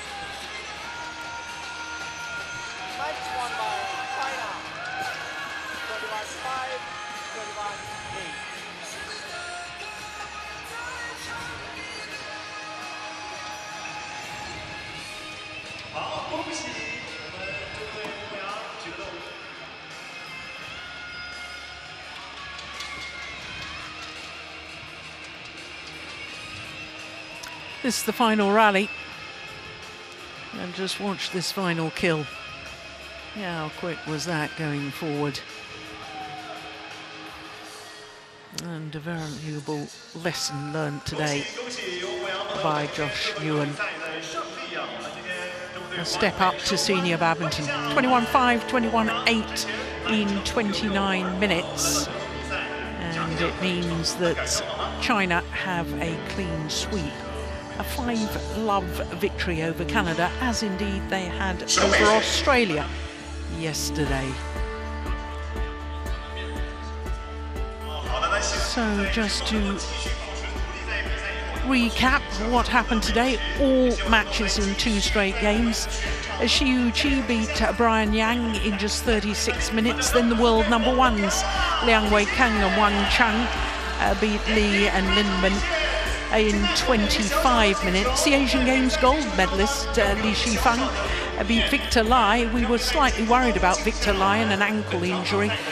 Then it was He Jiting and Xian Yu, their first outing in the Thomas Cup this year against the scratch pairing of Wadia and Yakora.